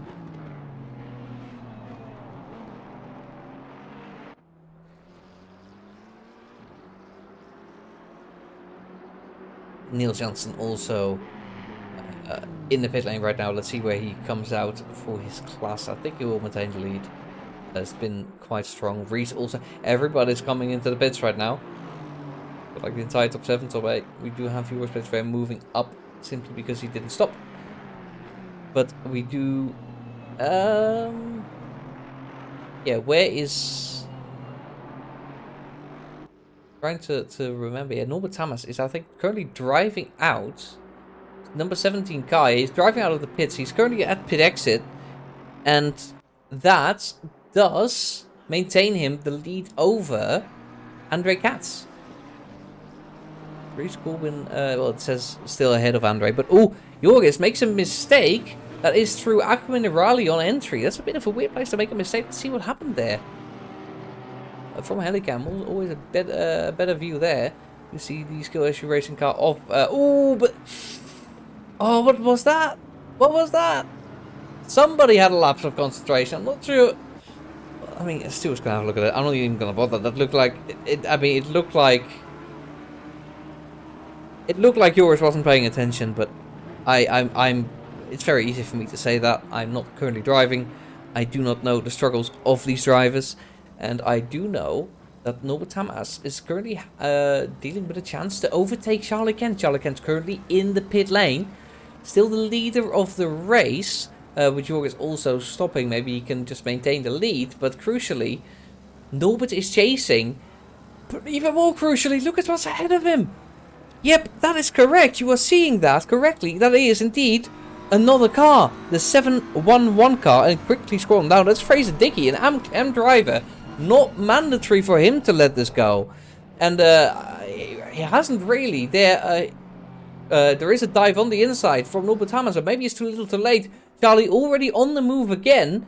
But is it going to be... You see the triangle on the right. It is still a long pit lane. But I think Norbert Hammers might just have it. Just with the overspeed. The Audi is currently accelerating.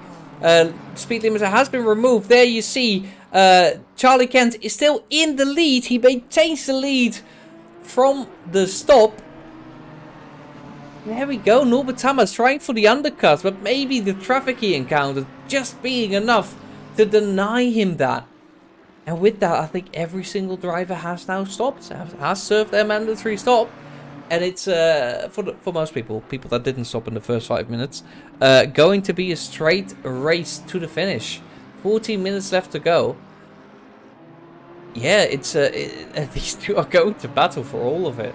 So stay tuned, this race is very, very far from over. Norbert Hammers still chasing down Charlie Kent for the win of the race.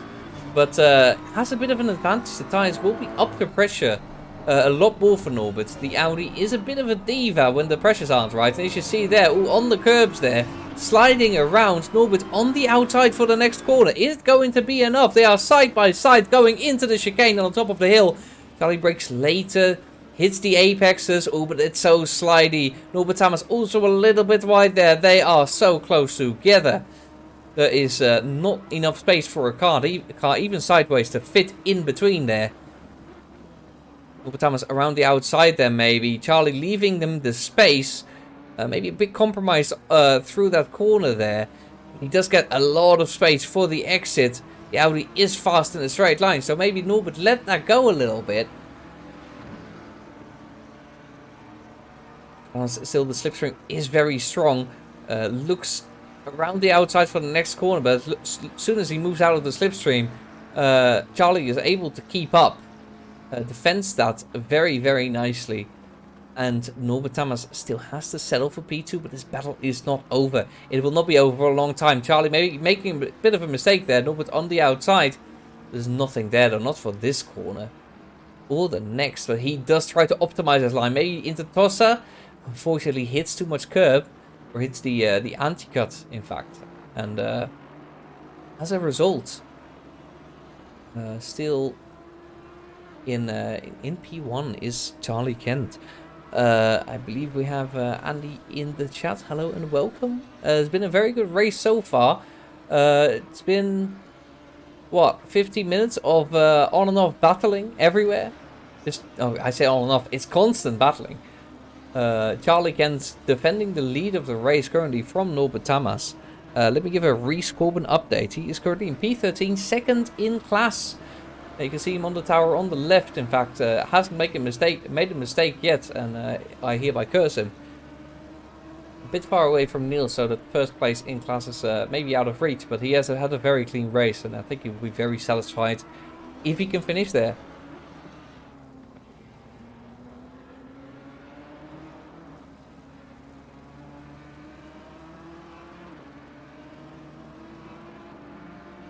Thomas easing off the pressure a little bit there from Charlie. I say a little bit because this is still, you know, if you stop pushing now, you lose the lead anyway. So Charlie still has to be clean, has to be perfect, and he will have to be for another 37 minutes. But equally, Norbert Hammers not allowed a mistake. It's not allowed. It's banned. Harry Spears currently in P4, catching up to Andre Katz, and I think it will be there in about 10 minutes time. We'll see how that goes. We do see Diego had a bit of a disaster at the start of the race, but has fought himself back. Currently in P9. Serve this up. This is for position. I do wonder. We'll quickly have a look. His last stop. Yeah, his last stop wasn't that long ago, so it wasn't an early stop due to damage that got him here. He will be well and truly on for winning the race. What has happened here? Let's have a quick look at what happened between these two. I look away, and this is what happens. So Charlie Kent into Tossa has a decent line there. Oh, but has also a very, very good run out of there. Oh, but what happens? What happens? Is that an engine failure from Charlie Kent?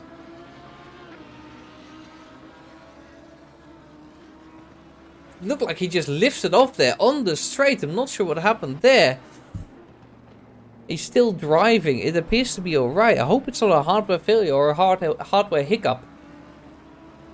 I mean, can you have a lapse of concentration where your right foot just limps off? I don't know. It's a really, really weird to see. And we'll surely ask him after the race what happened there. Yeah, that's really, really weird. Really interesting.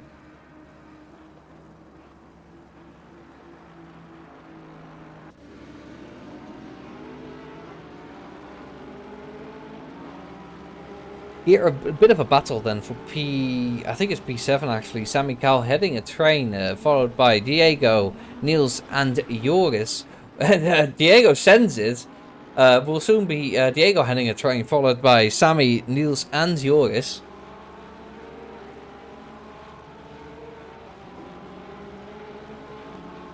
And Diego takes the lead of that, currently in P7 overall, P6 in class. Dan Kingswell still in the lead of silver class, having a very clean race today, for taking a back mark of a good measure, why not? As I believe Niels has made a mistake. And let's have a look here. I saw a yellow flag here. What happens here with Charlie? It's a little bit slidey, but that can't quite be it.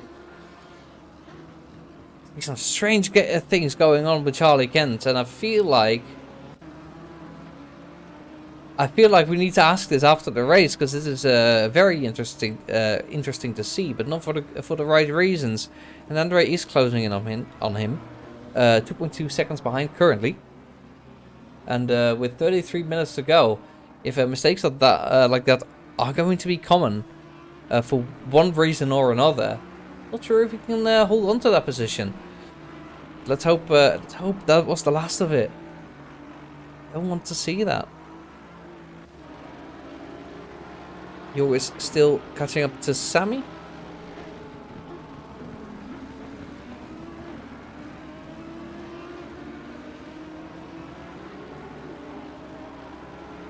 I do see a back marker actually, right ahead of Diego.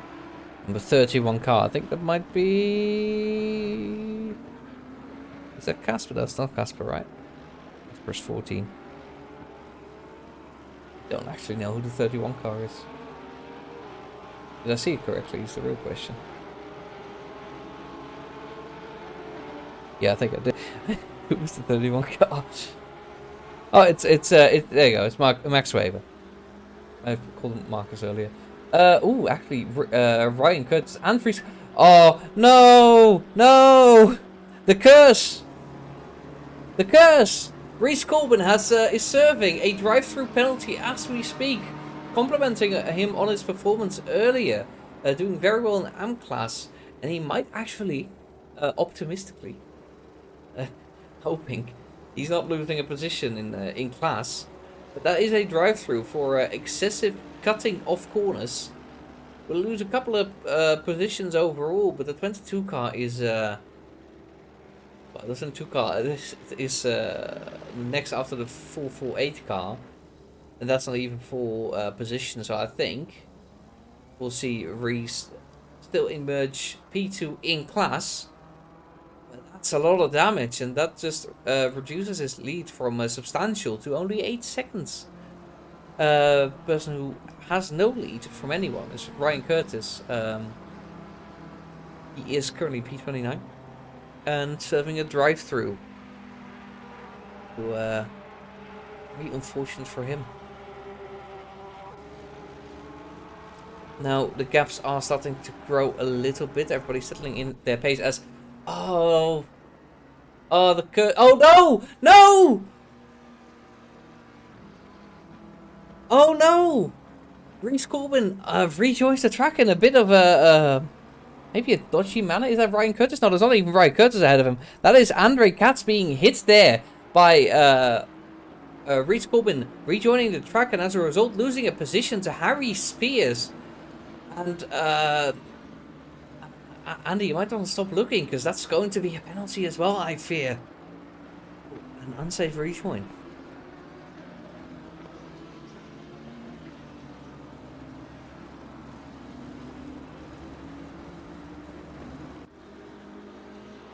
Let's quickly divert our eyes from that and look at Joris, who is still on the tail of Sammy Cal. Still trying to take that 8th position from a full silver class driver. I respect these things.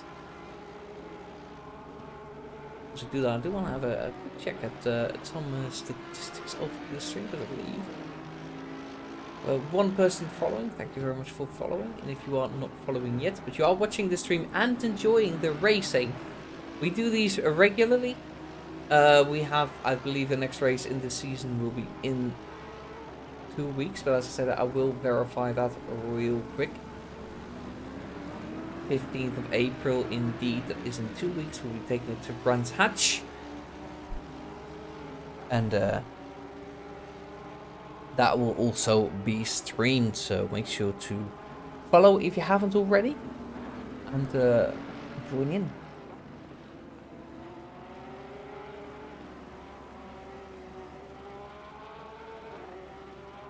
Yours is closing in on Sammy Cal, but here you do see the problem if we go on Bonnet. Notes, well actually they're both Porsches, so I was going to say the Porsche is slow in the straight line, so there's no chance he catches up, but if you are in the same car, which you would like to be in the Porsche, in this case, then yeah, the difference is negligible, or non-existent. Maybe the only thing that makes the difference there is setup. Or as we do see, I believe, is that Ryan? I do believe that is Ryan making a bit of a mistake there. Yeah, there we go. We're joining on board here with Ryan, and we do see he's right behind them, and almost caused a bit of an incident, but there's no harm, no foul there. You see Diego moving past Dan Kingswell, who still leads the pack for the class.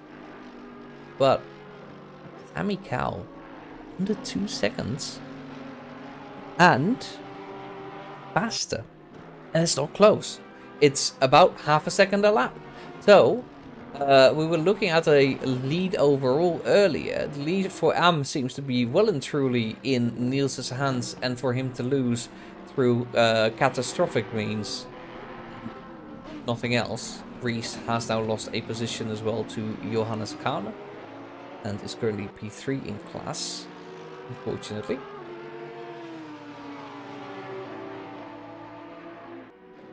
But Dan Kingswell has to truly watch his back, because we're going to get a fight for silver class sooner rather than later.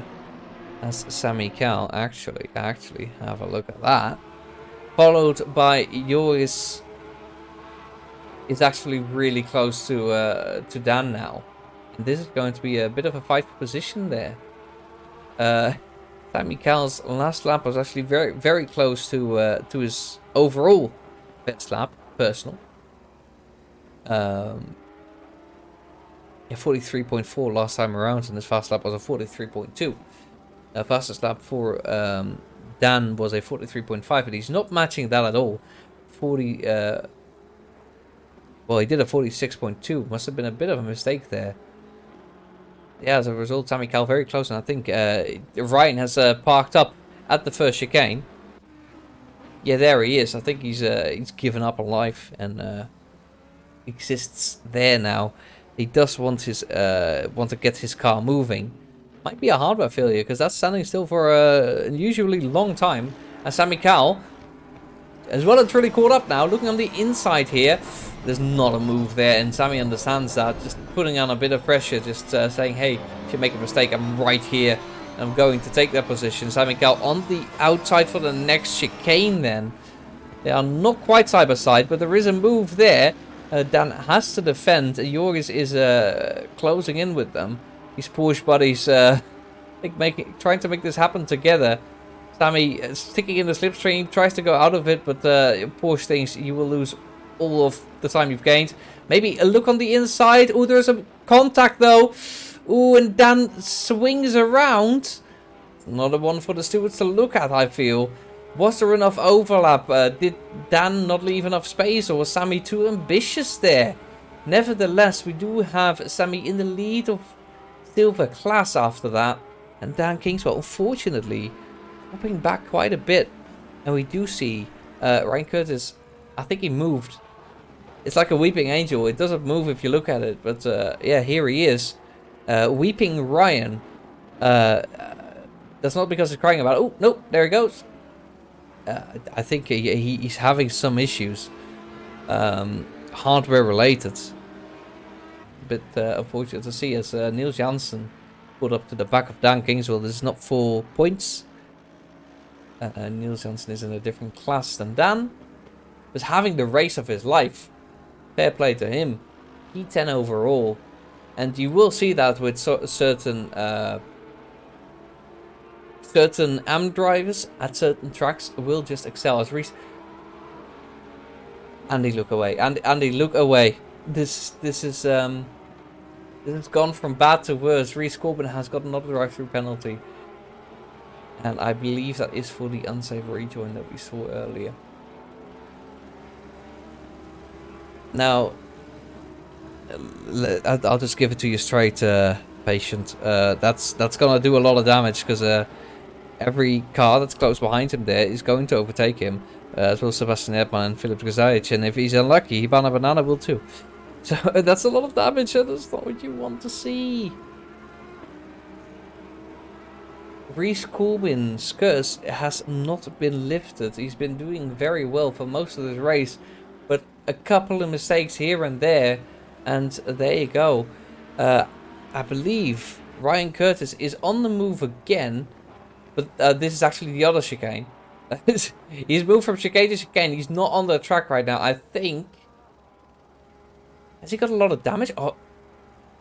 Alright, alright, alright. Somebody put Rhys out of his misery. He's got to stop go 30 for speeding in the pit lane. Just before he quits. I think... Oh, no. There he goes. He's standing still in the pits. Hibana Banana has also made a bit of a mistake, I think, on the second chicane. Let's have a quick replay of that so I have something to see. Oh, no, there was contact. I believe that is Diego. Diego. I know that he has a blue flag.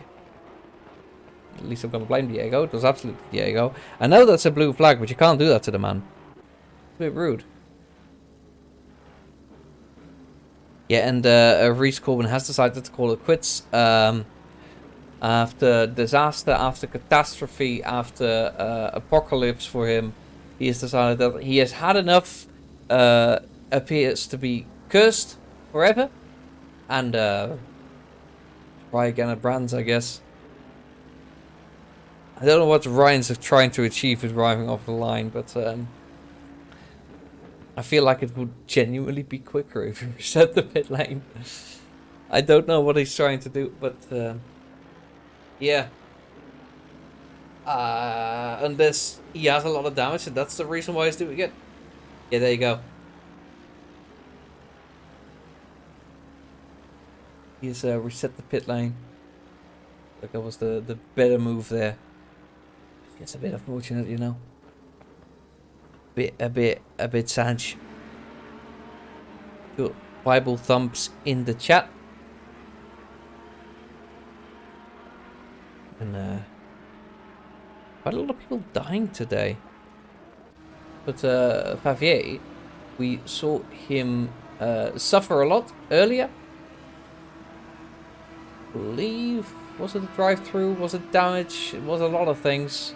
But here he goes. This is an overtakeable position. Max Weber demoted to last place of everyone driving so far. Still gonna finish. Still gonna pick up a couple of points for the championship. Very important.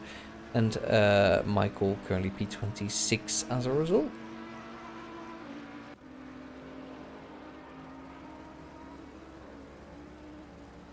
Harry Spears catching up to Charlie Kent. Spears, of course, doing a bit of a first challenge. Currently in P3, looking at P2. Charlie Kent has lost a lot of time to Norbert since the overtake. He's had a couple of issues, it seemed. But I think he's resolved them.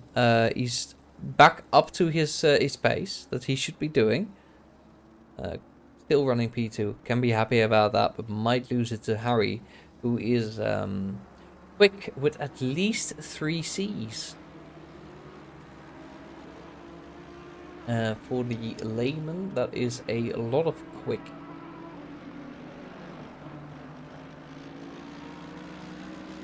With Charlie still doing his lines, I don't think he feels obligated to move over. Harry just has to make the move himself.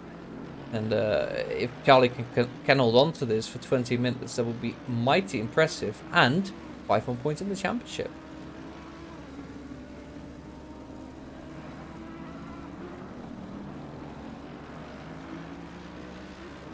Another person that was doing a last and first challenge, Jordan Burrows.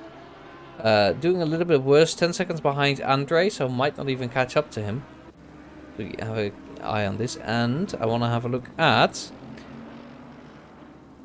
David, as Harry does overtake Charlie into the second to last corner. I kind of let it happen, I believe, but fair play to Harry. Very good race so far. 6 seconds to go. 7 seconds to go to the race leader in Norbert Tamas to try and overtake him. Charlie also looking to move back up. Doesn't succeed. Don't think it was a serious move. There's Shota. I haven't really seen Philip. He's been a little bit quiet, I think, in the back of silver class. He's made a bit of a mistake, so it's just screen time. I'm so sorry. We do have just been so much battling and a lot of high-profile battles for the lead of silver. We've seen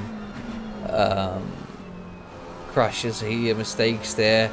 It's been a very eventful race today, and if you are only tuning in now, do rewatch the VOD. We do upload them to the YouTube channel.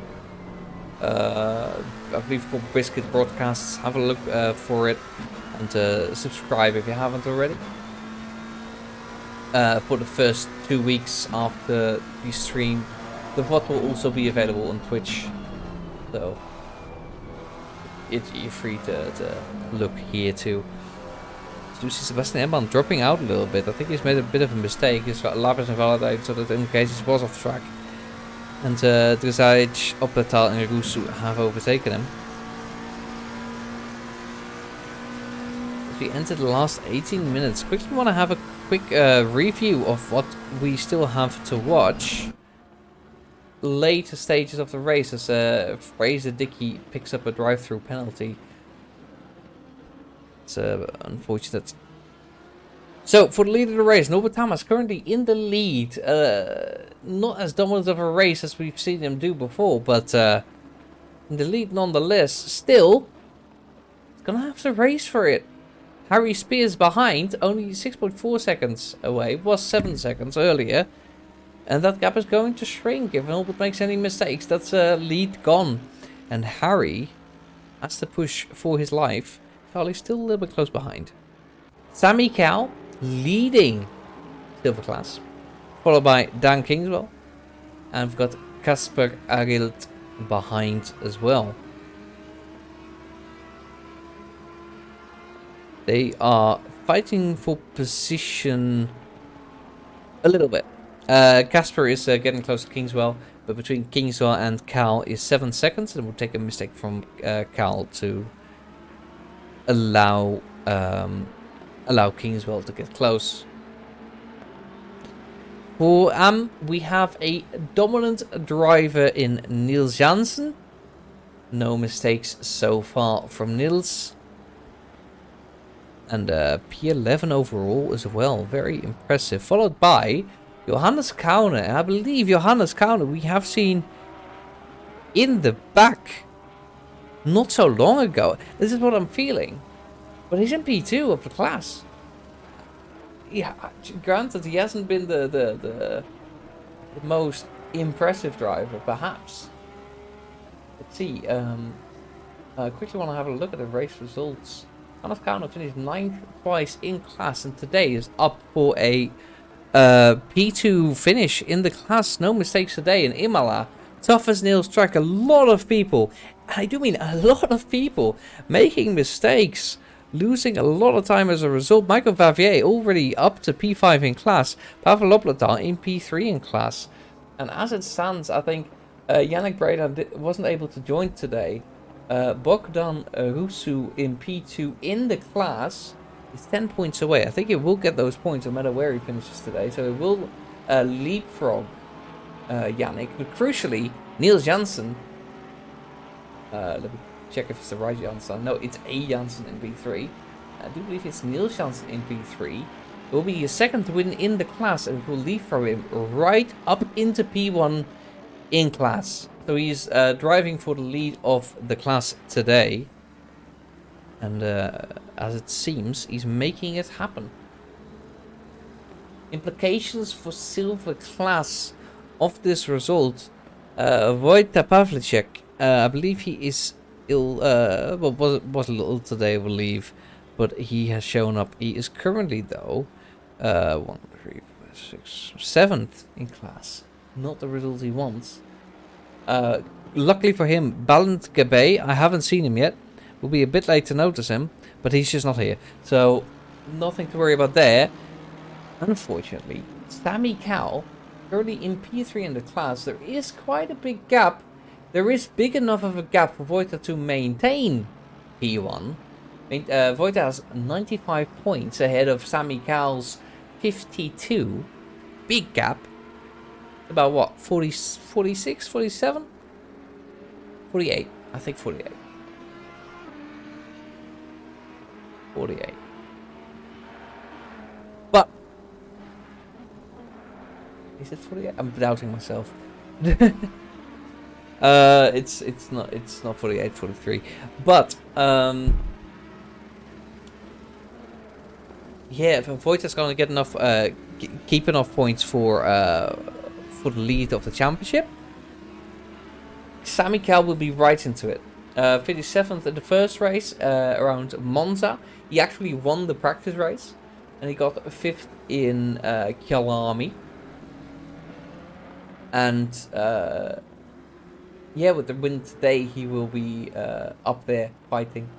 We also promoted Kasper Arild into the silver class. He was in AM earlier, and I think he is in P3. He'll do a good job for his championship. He did miss the first race around Monza, so he's a little bit behind with 35 points. I think today with 40 points behind his name, maybe more for fastest lap. We'll be very happy with that. In fact, it may be more. Close ahead of him, Dan Kingswell, full position. Do you see a little bit of a movement in the back? I believe Philip had a, I don't know, drive-through. Maybe he had to box again. He boxed quite early, so maybe he just had to. Splash and dash at the end. Actually, I can double check if we see statistics. Philip Rizaj stood still for 14 seconds. That is a splash and dash if I've ever seen it. And maybe a tiny bit of repair. That's for Ariel. Look at how close he is behind Dan Kingswell. Dan Kingswell closing the outside though. And Casper has to completely back out of there. I think it was on the edge of fairness there. And that's kind of where sometimes you have to drive. Casper being so quick. Has a lot of pace, this Danish driver. Coming into the silver class and immediately making it his own. Fighting for a second spot on this podium.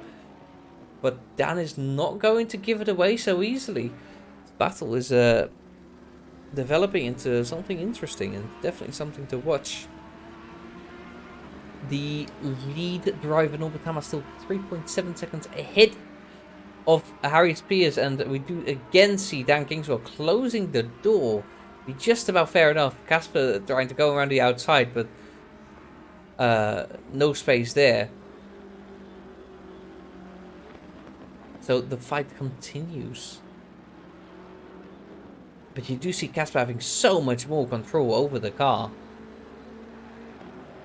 And for the rest of this lap, he's going to follow so closely. If Dan makes any mistake, a single slide, a little bit of an off, gonna be enough.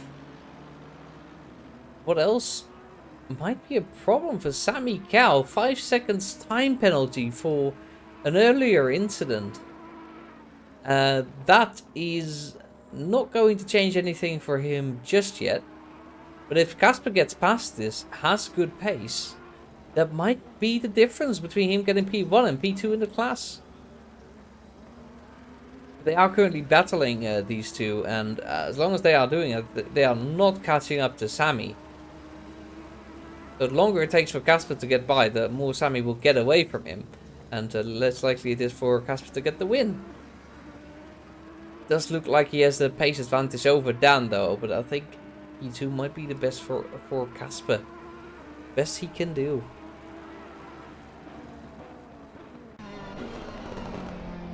Go on board then. We can see him maximize here. The outside there, going over the curbs. Maybe a bit too much this time. The car shook for quite a long time. Has to be a bit of a giveaway. But Casper still following quite closely.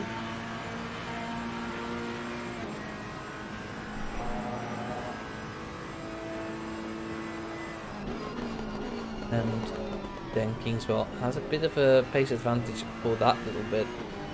Very comfortable with that. But Casper, through most corners from what I have seen, is just quicker. He's quicker. He has an advantage in terms of pace, but it's not quite enough.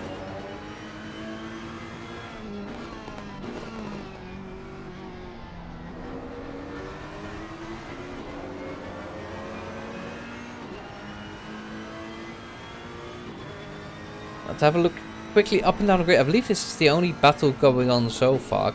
A couple of noteworthy mentions to me. We've got Diego. He fell back almost to the entirely to the back of the grid after a bit of a kerfuffle at the start. Currently P6, so well done from him. Jorgis Peterswem has to settle for P7. I think he can be quite happy with that, considering the drivers ahead of him. Yeah, doing a good job there. Top 7 are a bit in the league of their own. And then we have Amikal, very good race from today. Dan King as well, showing some very strong defense on the limit perhaps, but defense nonetheless. He still has that position. The steward deems it legal. Casper Ariel also fighting very cleanly for it. No punts, no problems. That will be my new slogan. Philip Desires also going side by side here with Fraser Dickey. This is for overall position for class, because Philip is considered a pro driver. And yeah, there he goes. Do you see? Oh, I'm not sure. I think that's Dick. Might be Dick. Looking for a bit of a half dive. It's not Dick. It's Donut. Looking for a little bit of a half dive there, but yeah, not really possible. And as we say that, Casper Ariel has just overtaken Dan Kingswell. Let's have a quick look at how that happened.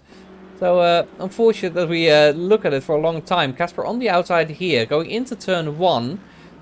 But Dan Kingswell having a very good line to defend with that. But Casper having a superior line through here. Gets closer, looks on the outside, sells him a dummy on the... yeah, on the real outside this time. Inside for the next corner. And that's how he does it.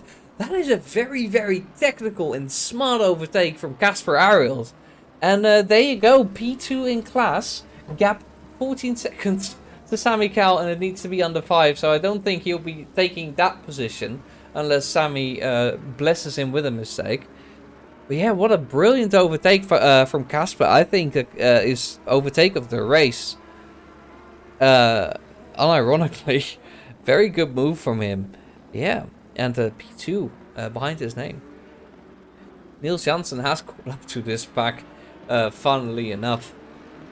It's not for position in class, but for the honor of P10. I would do it. And I think Niels would do too. He is currently closing in, looking around the outside then.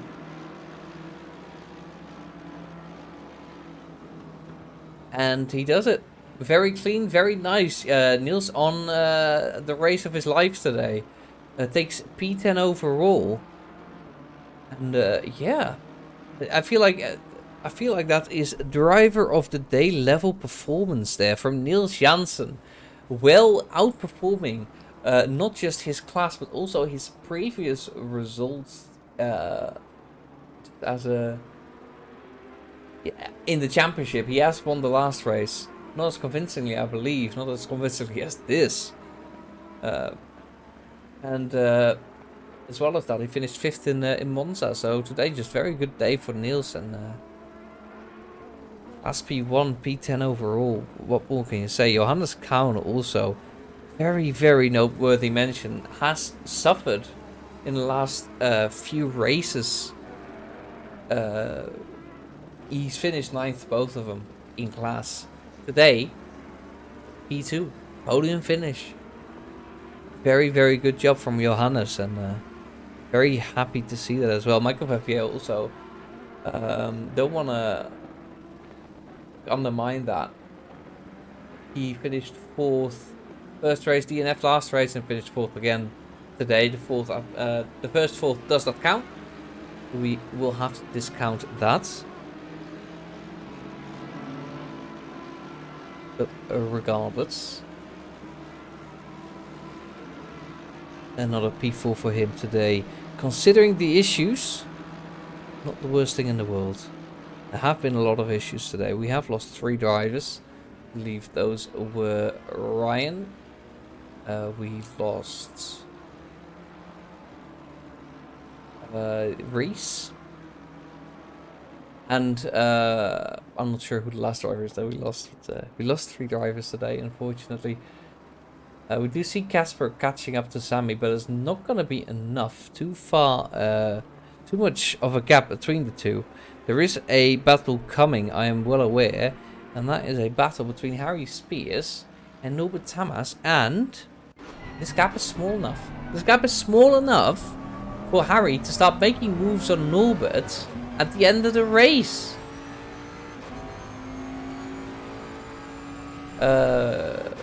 Ryan, you are the skill issue of the day, and yeah, it's. I mean, it is fitting as Matic Bobnar of the race, and this is not what you want to see. I'm laughing, but I'm really crying. Drive-through penalty. Those are places that you are not getting back. I think he goes back from what would have been 6th in the class to what is 9th at best, maybe even 10th behind Hibana. He's really unlucky. Yeah, that is painful. That is a lot of pain. To be honest, we do see Harry Spears closing in. The gap is now under a second until Norbert Tamas.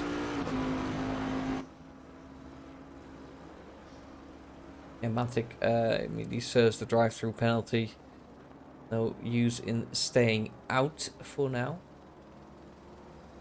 The leaders of the race are chasing down, catching up to leaders Deck, Lambola.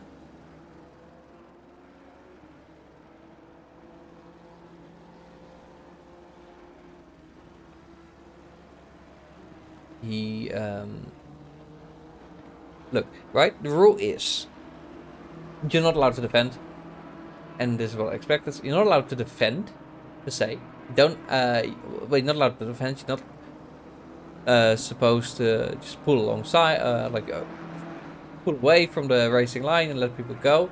That is not the requirement, but sometimes it's advised, and I think Deck as the organizer understands. Like, hey, these are fighting for position, for the lead, in fact, of the race. I'm not going to hold these up. And as a result, they didn't lose. Harry didn't lose too much time there. I think most of the time actually lost before Norbert even got past. And he is struggling with that car. I think he's pushing it very, very hard. Maybe a little too hard. Car's not going to be happy with that. I think we're going to hear complaints from it. But there is truly a fight for the lead going on here. But, is Harry Spears running out of time? Because when Norbert goes across the finish line this time, He will be on the last lap of the race. There's not enough time for him to finish this lap in time. And to finish another lap. And to start another lap, I should say. It's the only requirement. So, this is the last lap of the race. Norbert Tamas leading it from Harry Spears. For now, the gap is over a second. Normally that is safe around Imola. But Harry Spears, very quick driver. Norbert Tamas has been making some mistakes at the start of the race. Will he make more? Will he keep his focus? Keep his cool? Under pressure. Norbert Tamas is still maintaining this gap to Harry Spears behind. Very impressive. But you see that green menace, that Bentley, catching up very, very slowly, crawling in the direction of Norbert Tamas. At the end of the lap, maybe there's a chance there for Harry. Norbert has to push like hell to keep Harry behind. Even a second gap does not make you safe for someone as quick as him. But Norbert keeps his cool. Harry also taking the entire anti-cut cups, but he has a much better run. Let's have a very good look at that. Harry Spears very, very close to Norbert Tamas all of a sudden. And suddenly, Norbert Tamas is not guaranteed to win the race. In fact, he might be in trouble. Harry Spears is so close. He doesn't quite have a better run there. He has to settle for a slightly slower car, but later on the braking, it can be right there, full the straight. He is very late on the braking. He catches right up. Maybe a little bit wide there. Tries to optimize the line through there. Early on the power, maybe. Norbert Tamas will have to race like hell, but I think he's got it this time around. And that is a win for the Hungarian driver in the BMW. Followed very closely from Harry Spears. What a race between these two. Harry making it very, very close at the end there. Norbert making a little bit of a mistake. 1:43.1 on the last lap, which is significantly slower than his fastest lap. So through Acqua Minerale, slowed down a lot, but well done defending that. Charlie Kent P3 again, continuing the trend. And Andre Katz comes home in P4. Jerome Burrows in P5. Diego is next to come across the line in P6. Niels Janssen has already secured a P1 finish in his class. And Jorgis Peters Veen will be coming home in P7. The gaps are simply too big, and Diego has already finished. Sammy Cal then is 13 seconds ahead of the driver behind, who is not even for position. Niels Janssen, actually, a fucking legend. Excuse my language there. Overtaking Dan, going into P9 overall, and I feel like that secures him for a driver of the day from me. We'll try to schedule an interview with him because I think he's driven the race of his life today. Very, very strong performance from Niels. And Sammy Cal also came across the finish line to take the win in class. And that's all she wrote for this race. We still have nobody fighting. Dan Kingswell comes across the line, P2 in class. And Matteo Schmidt, P3 in class. Johannes Kauner, P2 in class, will be very happy with that. And Pavel Opletal, P3. I think he takes the lead of the... no, sorry, that will be Sammy Cal, I think, taking the lead of... Oh, no, sorry. I misremembered the silver class situation. Pavel Opletal will maintain the lead of... this is AM class. Okay. Hang on. I will look before I say anything. Yeah, Pavel Opletal moves up quite a bit, but Yannick is quite far ahead. Bogdan will jump, I think, for the lead. And we did lose Jake, Ryan, and Rhys earlier on in the race. Not what you want to see, but that is exactly the way it is. And yeah. And of course, do have a look at David Brown. Dave, he's known among his peers, P16 after starting last. Nothing too crazy, but very, very solid. And definitely worth a mention. Very good race from him. Alright, we'll try to schedule a couple of interviews. I will first see if I have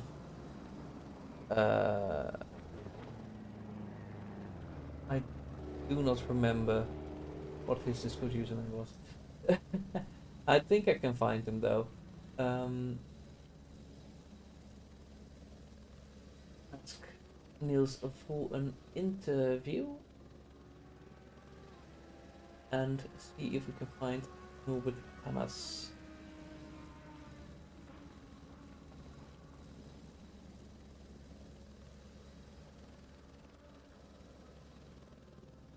Yes, I think we got Niels scheduled for an interview.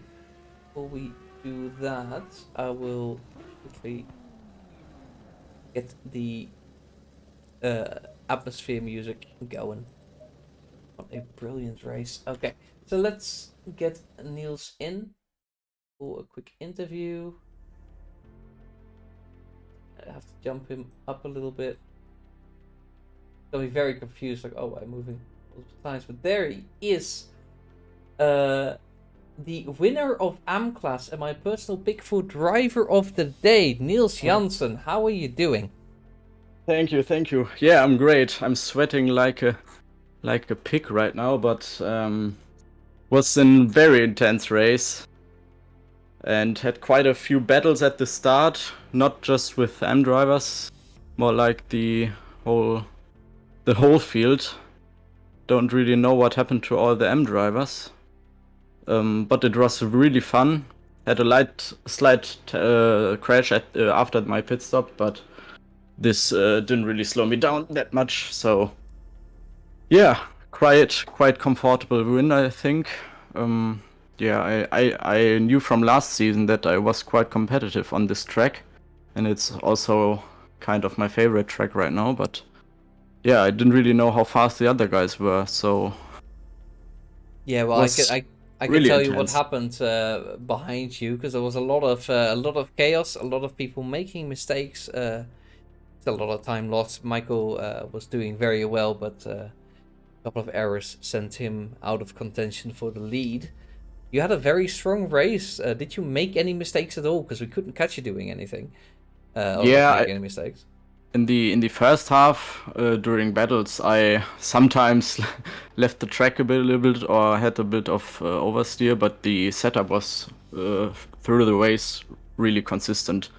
And also after my pit stop, in a few laps after that, I crashed after the final corner, came on the gravel and crashed in the wall, but I thankfully I didn't spin or something, so I just had 15 seconds of damage, and yeah, I lost about 2/10 a lap, but the gap behind was big enough so I could carry the win home. Yeah, that's was quite a good race for you, but also overall you finished P9 overall, I believe. I thought you were gonna settle for P10, but apparently that wasn't enough for you. You had to take another position. So, yeah, Casper spun after the chicane, so I overtook him in the second to final lap. yeah, well, that's a little bit of luck. Yeah, I actually let Casper go because Dan Kingswell was in front of me. So I thought, yeah, let them battle. Maybe they gain a position or two. But then in the end, Dan won the battle between them because Casper spun. Quite unfortunate, but yeah, that's racing, I guess. That is racing, and yeah, very good, very good race from you. So how are you looking at the championship then? I think you might be taking the lead of the championship after this race. Yannick, of course, didn't show up, and Bogdan was a little further back. And are you planning to win this, and how are you planning to do that? Yeah, I'm planning to get a big enough margin because the upcoming races, or some of the upcoming races, aren't really my personal favorites. Like Brands Hatch, for example. I've literally driven like 50 miles on that track. So I really have to practice this for this race, and I hope that my margin stays big enough to carry the win home. Yes, that would be brilliant. Remind me, where did you finish the last couple of seasons of BCSS? The first season, I think I won the M class, and in second season, I became second after my brother. So you two But traded positions. yeah, Uh, exactly. But you- my brother is actually not really attentive this season, so I might beat him pretty easily. well, it does make it a little bit easy if he just doesn't show up, doesn't it? Yeah, Yeah. exactly. You can bully him about it and just say it's a different skill. Yeah, thank you so much for coming to join for an interview, and wish you all Yeah, the best for the next race in 2 weeks. yeah. Thank you for commentating today. Did a great job. I think I'm gonna watch the stream back in a Yes, few minutes, and then please do. watch myself drive. Yes, and I promise there was nothing weird happening at the start. No. All right. So, Nine. as Oh, somebody comes into your room, yeah, thank you so much, and yeah, wish you all the best. yeah. Thank you. Bye bye. And then here we have the winner of the silver class, Sammy. Yes. Hello, how are you doing? Pretty good.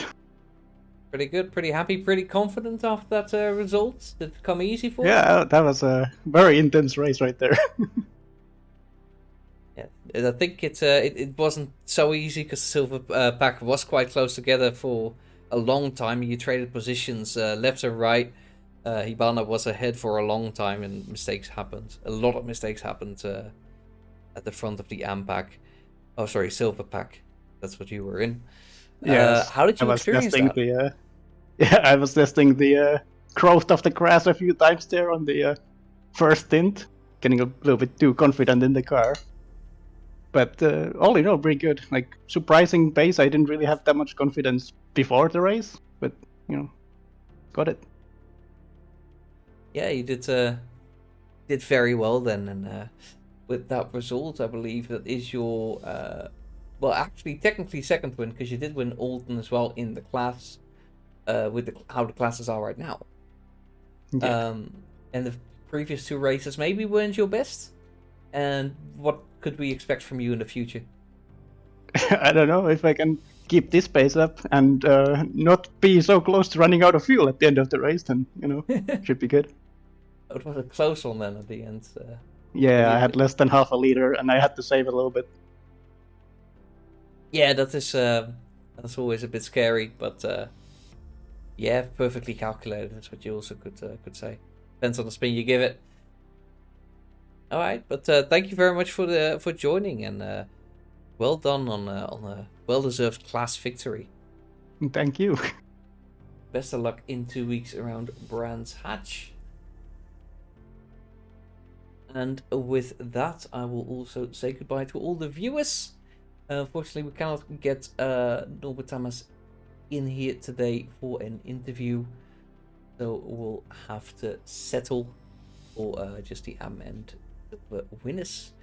If you are watching currently and you haven't followed yet, please do. It does help us out a lot, and you will be notified for future races.